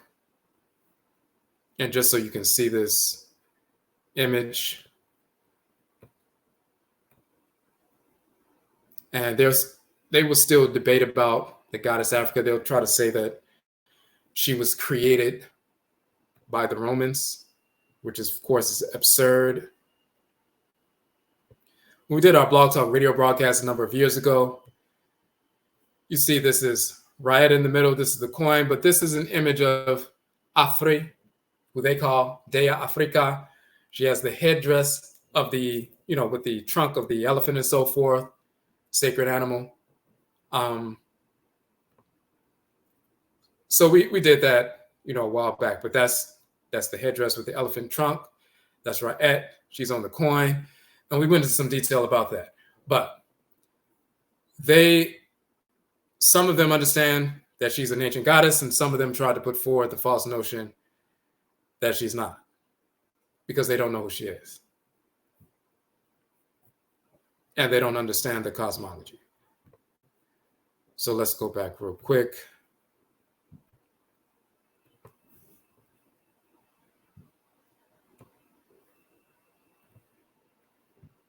And so we also show, once again, just like Ra becomes Afura, Rait becomes, and this is just an image of Ra's Afura moving through the underworld and so forth. In the Book of Caverns, which is another, title of the ancient text from Kemet. Here's Rait. Here's another image of Rait from the Stela of Enherka, another late period image of Rait and so forth. But she's Rait when moving through space and, the atmosphere and so forth. Afurait or Afuraida, Afru, Ifri, when moving through matter, including the spirit realm.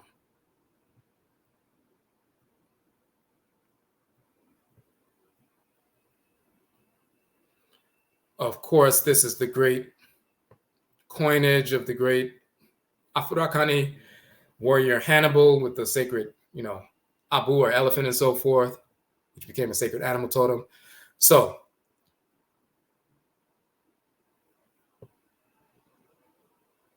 there's also the fact that Afar, defined as dust, grains of soil, or sand, can be found as Ahra, Afra in ancient Kemet. That symbol, the Medut symbol, means grains of sand or soil.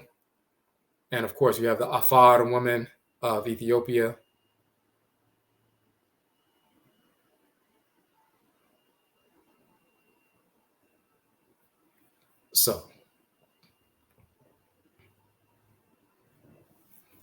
So now when you read through the book, you have that detailed information, but we show etymologically, phonetically, cosmologically, culturally, on every level, Afuraka, AFURAITKAIT is the land Ka of Afura, the land Kait of Afurait, and we as people of AFURAKA, AFURAITKAIT are the children of the Creator, Afura, and the Creatress, AFURAIT. So when we talk about our SPIRI-GENETIC identity, this is what we're talking about. Let me find this image right quick.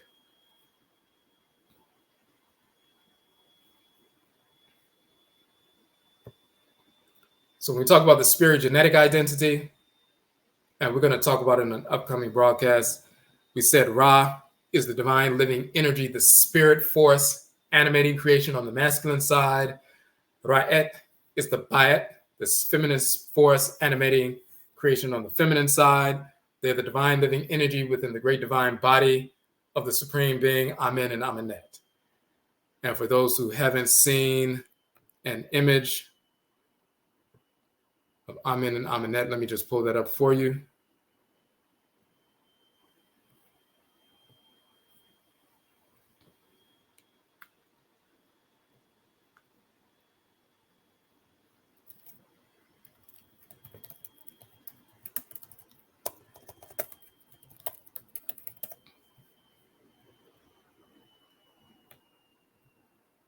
All right, so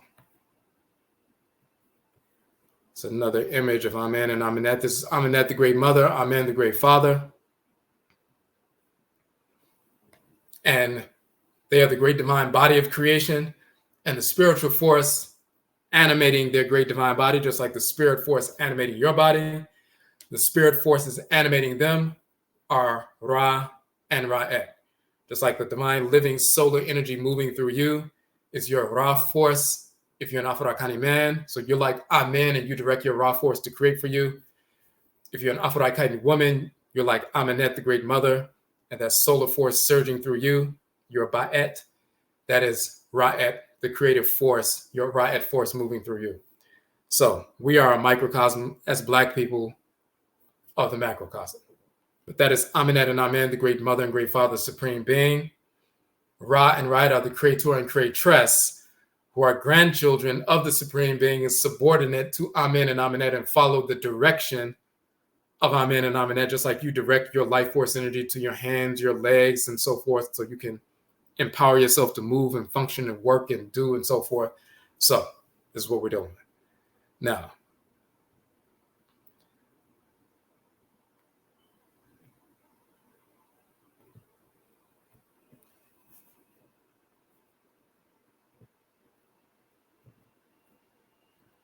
okay. So that is the information we want to share. No, it took a while. The book is very extensive, and we only went through a summarized version of the book, but you can read the book for free, the entire book, all 31 of our books, all 31 books that I've published to date are free downloads from the home page on our website, so you can get to those. We have a number of articles as well. We have a number of courses. We've taught 40 online courses. They are all archived. You can access those. And we also have a course coming up next Wednesday. And let me show you the information for that course.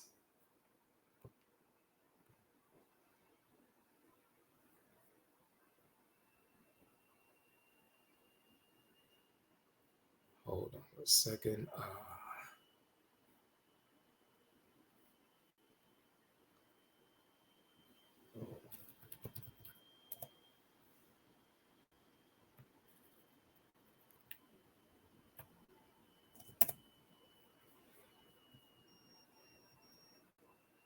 Okay. So we have our SUSUW course, Meditation Instructor Certification.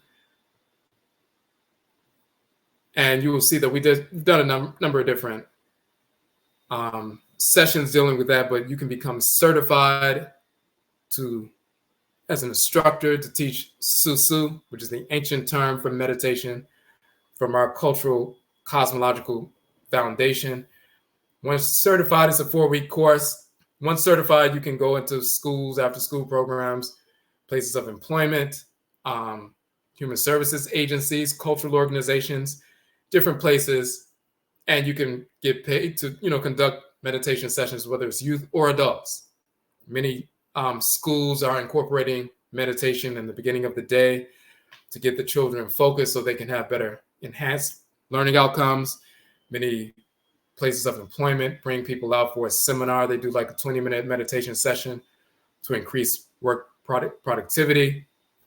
You go to study groups or even, treatment groups or, group therapy sessions at different organizations, human services organizations or women's shelters or whatever it is. They're utilizing meditation to help people get focused and reduce anxiety, reduce stress, assist them in their everyday lives and so forth. Also helps with weight loss. So there are a number of different applications for that. Once you have the certification through this 4-week course, you'll be, rooted, grounded in this information from a cultural perspective. And you teach meditation, the practice of it from a introductory capacity. If people want to learn more about cosmology and everything else, you can assist them with that.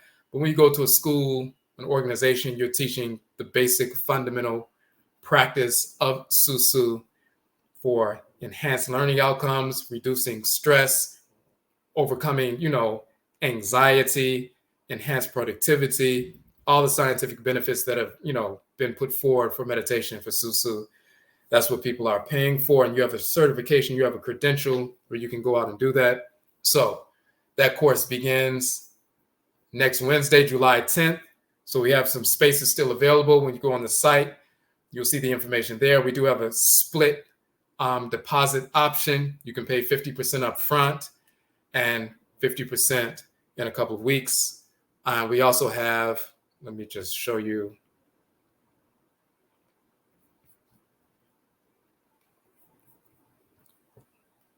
So you'll see all the information there. You will also see a number of the lives that we have done over the past few weeks on that page, going into a lot of detail about different aspects of SUSUW, meditation, and culture and cosmology. We also have an option that we created. You can receive a referral fee if you direct people to our, the course. If someone registers for the course and they register because you referred them, then you receive a referral fee. So our course is $399. It's basically $99 per week for 4 weeks. And when you get once you get certified and you go to your first, after school program or your first cultural organization or your first, human services organization or wherever you go to teach, usually they pay about $100, $200 for a meditation session. They may want you to come once a week or once every other week or once a month or something. And you have a few of those set up, you make your money back within the first month or so. But we also have a referral fee option. So if someone registers for the course and they pay us the $399 for the registration for the course, if you referred them, then we will just send you $100 for referring them. Because if you didn't refer them, we wouldn't have known about the person. You can reach more people than, you have people you can reach that we don't know about. So if you refer a person and they register, you receive a $100 referral fee. If you refer 2 people, you receive $200. If you refer 7 people, you receive $700. As soon as they pay their registration fee, we will PayPal you or Cash App you the referral fee as a way of saying, Yeda, say we thank you for, reaching out and, connecting with people. Of course, our course is open to AFURAKAI, meaning African people, Black people only. We only teach our people. All of our courses are only open to our people. So when you have a referral, it can only be one of our people. We don't allow non-Black people in our classes. We teach our people for the benefit of our community. So, all right. So that course begins next week. So you can reserve your spot with a, $199 for the deposit if you like to do a deposit option. And then you can pay the other, you can pay the balance either next week or the week after. But you can reserve your spot for $199. And once again, if you, refer somebody, you can get a referral fee for that as well. Okay, let me check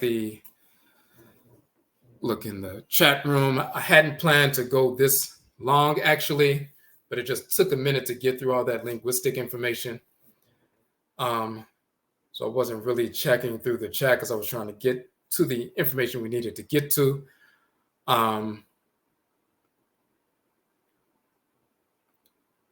Okay, so in one of our books, Kuku Tuntun, The Ancestral Jurisdiction, we show that not only, as we said earlier, of course, Jesus, Yeshua, is a fictional character who never existed of any form or of any race. The same is true of Muhammad. The same is true of Allah. The same is true of Abraham, Isaac, Ishmael, Moses, Aaron, David, Solomon, Sheba, Menelik. The same is true of Buddha. Buddha is a corruption of the deity Ptah. There was no Buddha. There was no Black Buddha. There was no Asian Buddha. They took the cosmology of the deity Ptah and corrupted that cosmology for Buddhism as well as, Hinduism and Jainism and so forth. Those are corruptions. The Emerald Tablets are a late period corruption full of misinformation. So people are talking about that when you study our actual cosmology, the oldest religious compositions yet unearthed in the world are the Meru texts, the pyramid texts.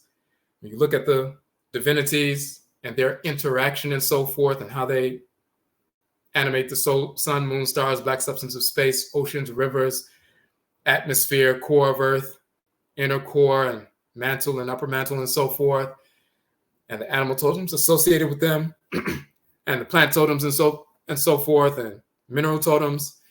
And then you look at the language and culture and cosmology of the various Afurakani, Afurakaini people across the continent, like we have done comparatively with the Yoruba and Akan and Ewe and Igbo and so forth.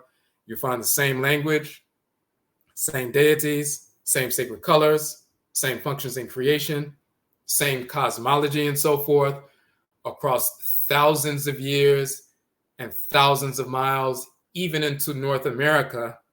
Those of us practicing the Hoodoo tradition, which is the Akan tradition, or the Juju tradition, which is the Yoruba tradition, or the Voodoo tradition, which is Ewe tradition, or the Wanga tradition, which is the Ovambo tradition, or the Ngangan tradition, which is the Fang tradition. We brought these same ancient traditions in our blood circles into North America and continue to practice them. So we get possessed by the same deities, same forces in creation, of course, ancient ancestral spirits as we did when we were living in West and Central and South Afuraka, AFURAITKAIT before enslavement. And you compare the language and culture and cosmology of Hoodoo or Akan people in West Afuraka, AFURAITKAIT in the forest belt. And then you look at the Medutu, the hieroglyphs of ancient Kemet, same words, same deities, same functions, and so forth. So then when you see these late period texts, when they take fragments of our culture and corrupt them, like the Emerald Tablets and the Kabbalion and all these different things, you see how weak and corrupt these fragments are and how they don't have value, and they're misinforming people. All this foolishness about the Anunnaki and extraterrestrials, pure nonsense, pure foolishness, coming from Europeans. And then Black people embrace that and try to blacken it up. It's like trying to blacken up Santa Claus and the elves. That's what's happening. So, but you have to study our text first, and then you can compare them. Compare what they're saying about corruptions of our culture to our actual culture, and then you'll see the difference.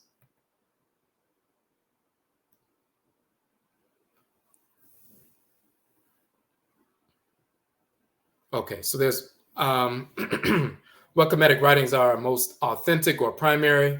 And we'll say, for example, the Kemet T, or the E, like a Y or I, they call that a Nisbi adjective in the language of Kemet.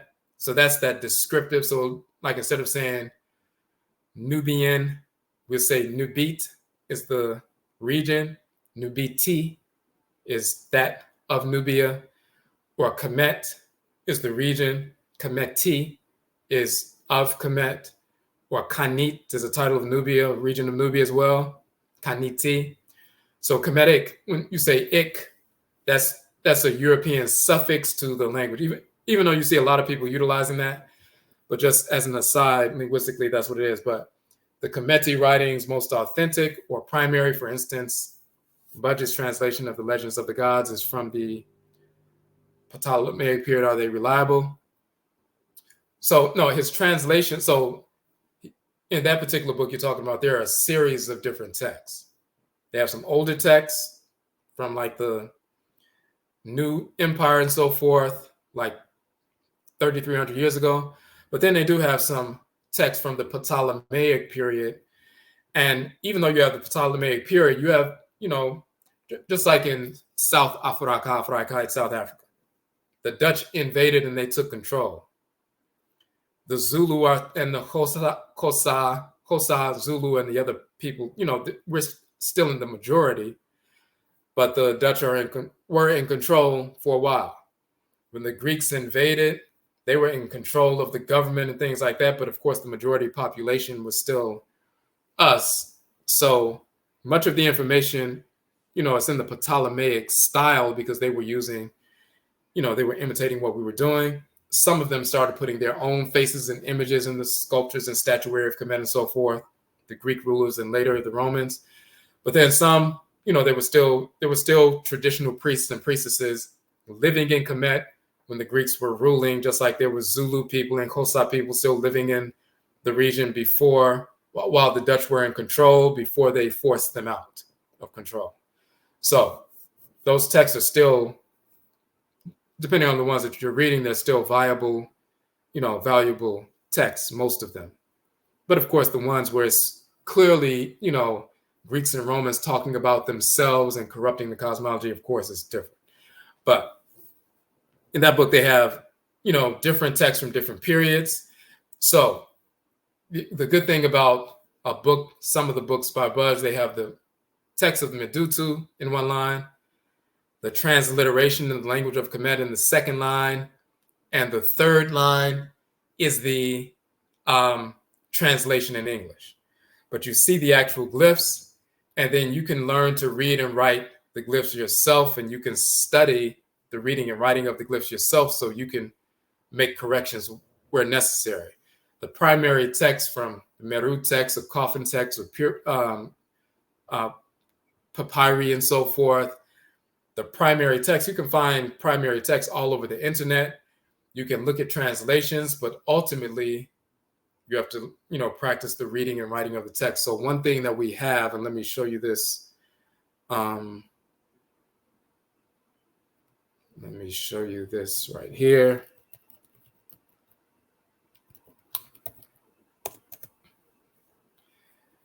For people who are African-centered and so forth, and part of that school, as far as that movement, moving away from that Eurocentrism, part of that process was to show that the language of ancient Khanate Kemet is apparent to these various languages across the continent. So again, when you compare, we can compare Akan dictionary from the people of Ghana and Ivory Coast, Akan people, to the hieroglyphic dictionary, which we've been doing for 20 years, and show the same words, same meaning, same everything, and we can give proper definitions.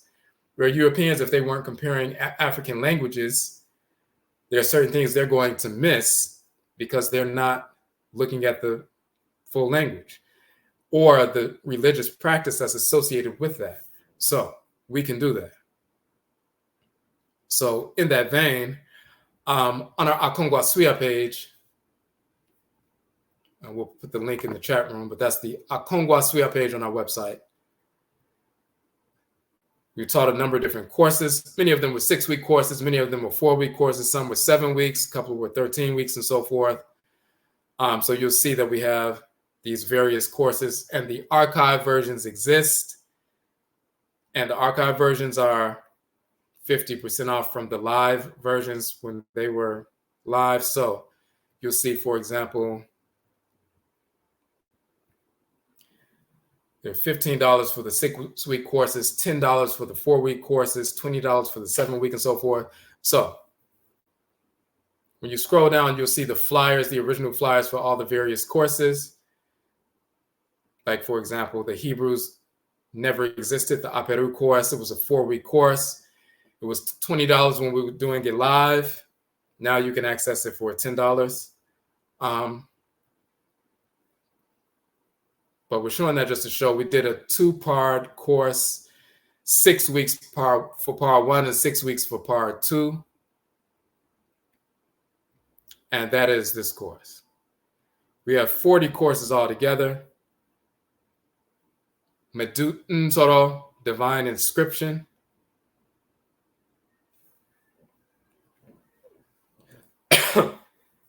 And that's reading and writing the language of the hieroglyphs of Kemet, part 1. And then you have part 2. So you can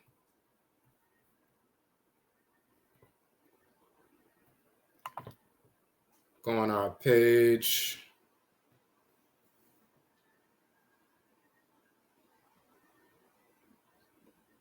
Okay, that's the Akongwa Suya page on our website. Hold on one second.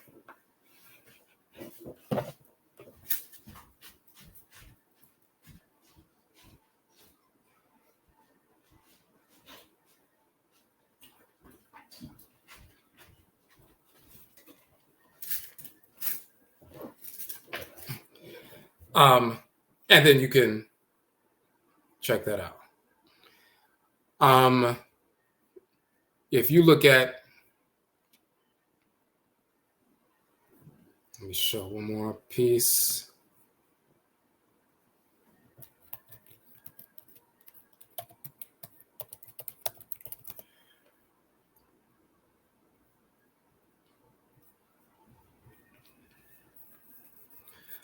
All right, this site is called Pyramid Texts Online. Online.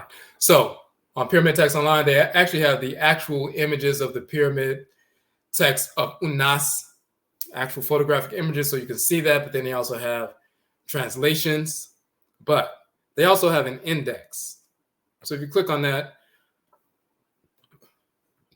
you'll see that. So they have the hieroglyphic version. You click on any wall, and you'll see the image of the wall, so you can see the text themselves yourself, or you can click the translations.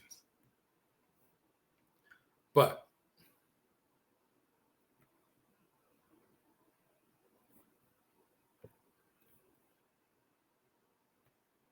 they also have the library section. And when you look in the library section, you'll see numerous links.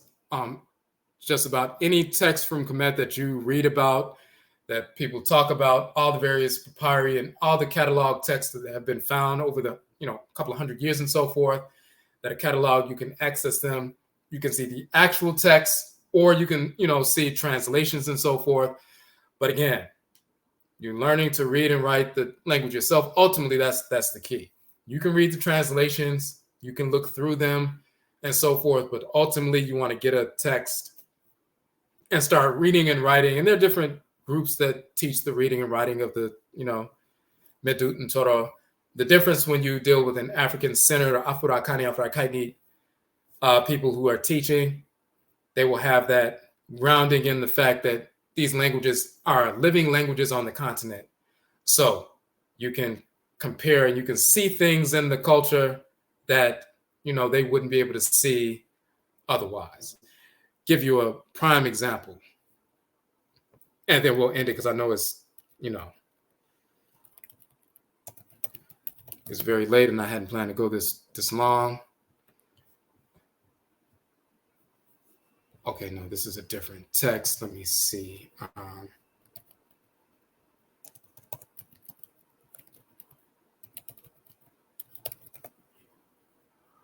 Okay. Short article based on work that we've been doing for a number of years and so forth. Precursor to a comparative dictionary of the Akan language and the language of ancient Kemet. But we did a short little article showing comparisons. So, for example, kes, to chatter foolishly, to jest in the language of Kemet. Kasa, to chatter, to talk much, talk noisily in Akan. Him, to roar, to bellow, battle cry, roar. In Kemet, hama, boisterous, the sea rages and so forth, raging, roaring and so forth. Same term in Akan. Ka, or kai, to think out, to meditate, to speak, to repeat, say, cry out, call out, tell out. Ka, in the language of the Akan people, to emit a sound, to utter, speak, say, tell, same term. Sha, or shay, to fix, to appoint, to decide, to destine, to predestinate, to ordain. Shay, in the Akan language.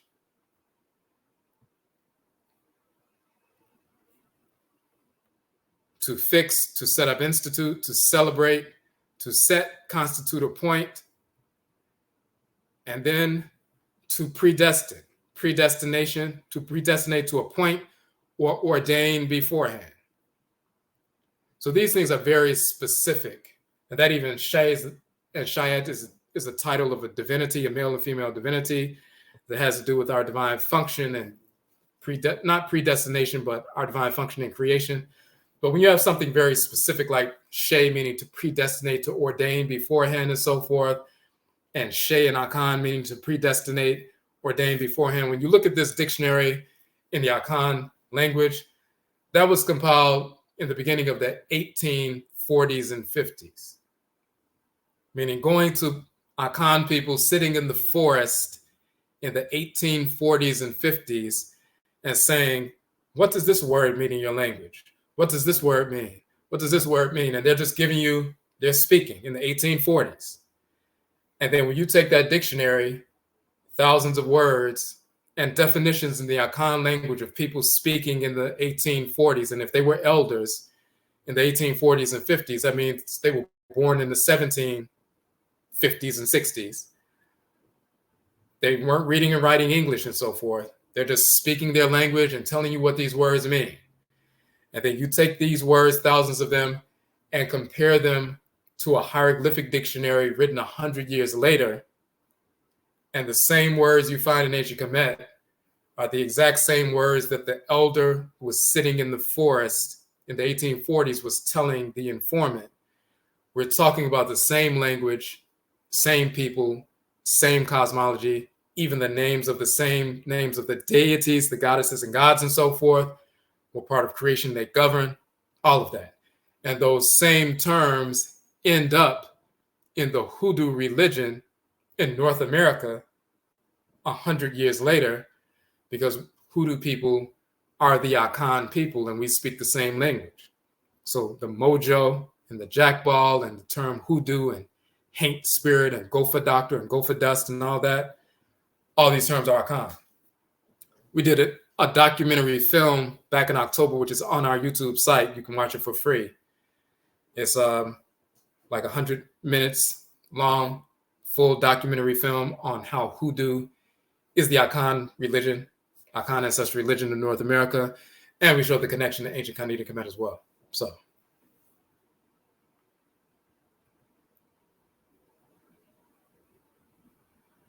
Okay, so we're going to go ahead and end it. We've been way over time, but we appreciate you, sticking in there with us while we're, getting this information out in a different way. We put this information out, in different ways and different contexts and so forth, whether it's through the books, through, the online courses, Blog Talk Radio. We also have our documentaries. We have our Hoodoo Cast podcast that we have some episodes and we're starting that back up. But now we're also teaching our SUSUW, our Meditation Instructor course. So you can employ yourself actually. We give you the credential so you can take that and, employ yourself, generate income for yourself. And some people will do it independently full time. You set up a few sessions in a school, community center, cultural organization, place of employment, human services organization, 1 day a week, each week you would go to a different place, make $150 per session, per organization. You see each one of them once a week, and then you make $500 or $700 a week and you can sustain yourself. So this is the reason we're doing that, but you're impacting the community in a positive capacity while you're also generating income for yourself as an entrepreneur. So this is what we're working towards. Okay, so Yedase, we thank everybody for joining in with us. And Yebeshiabio, we will meet again. That's it.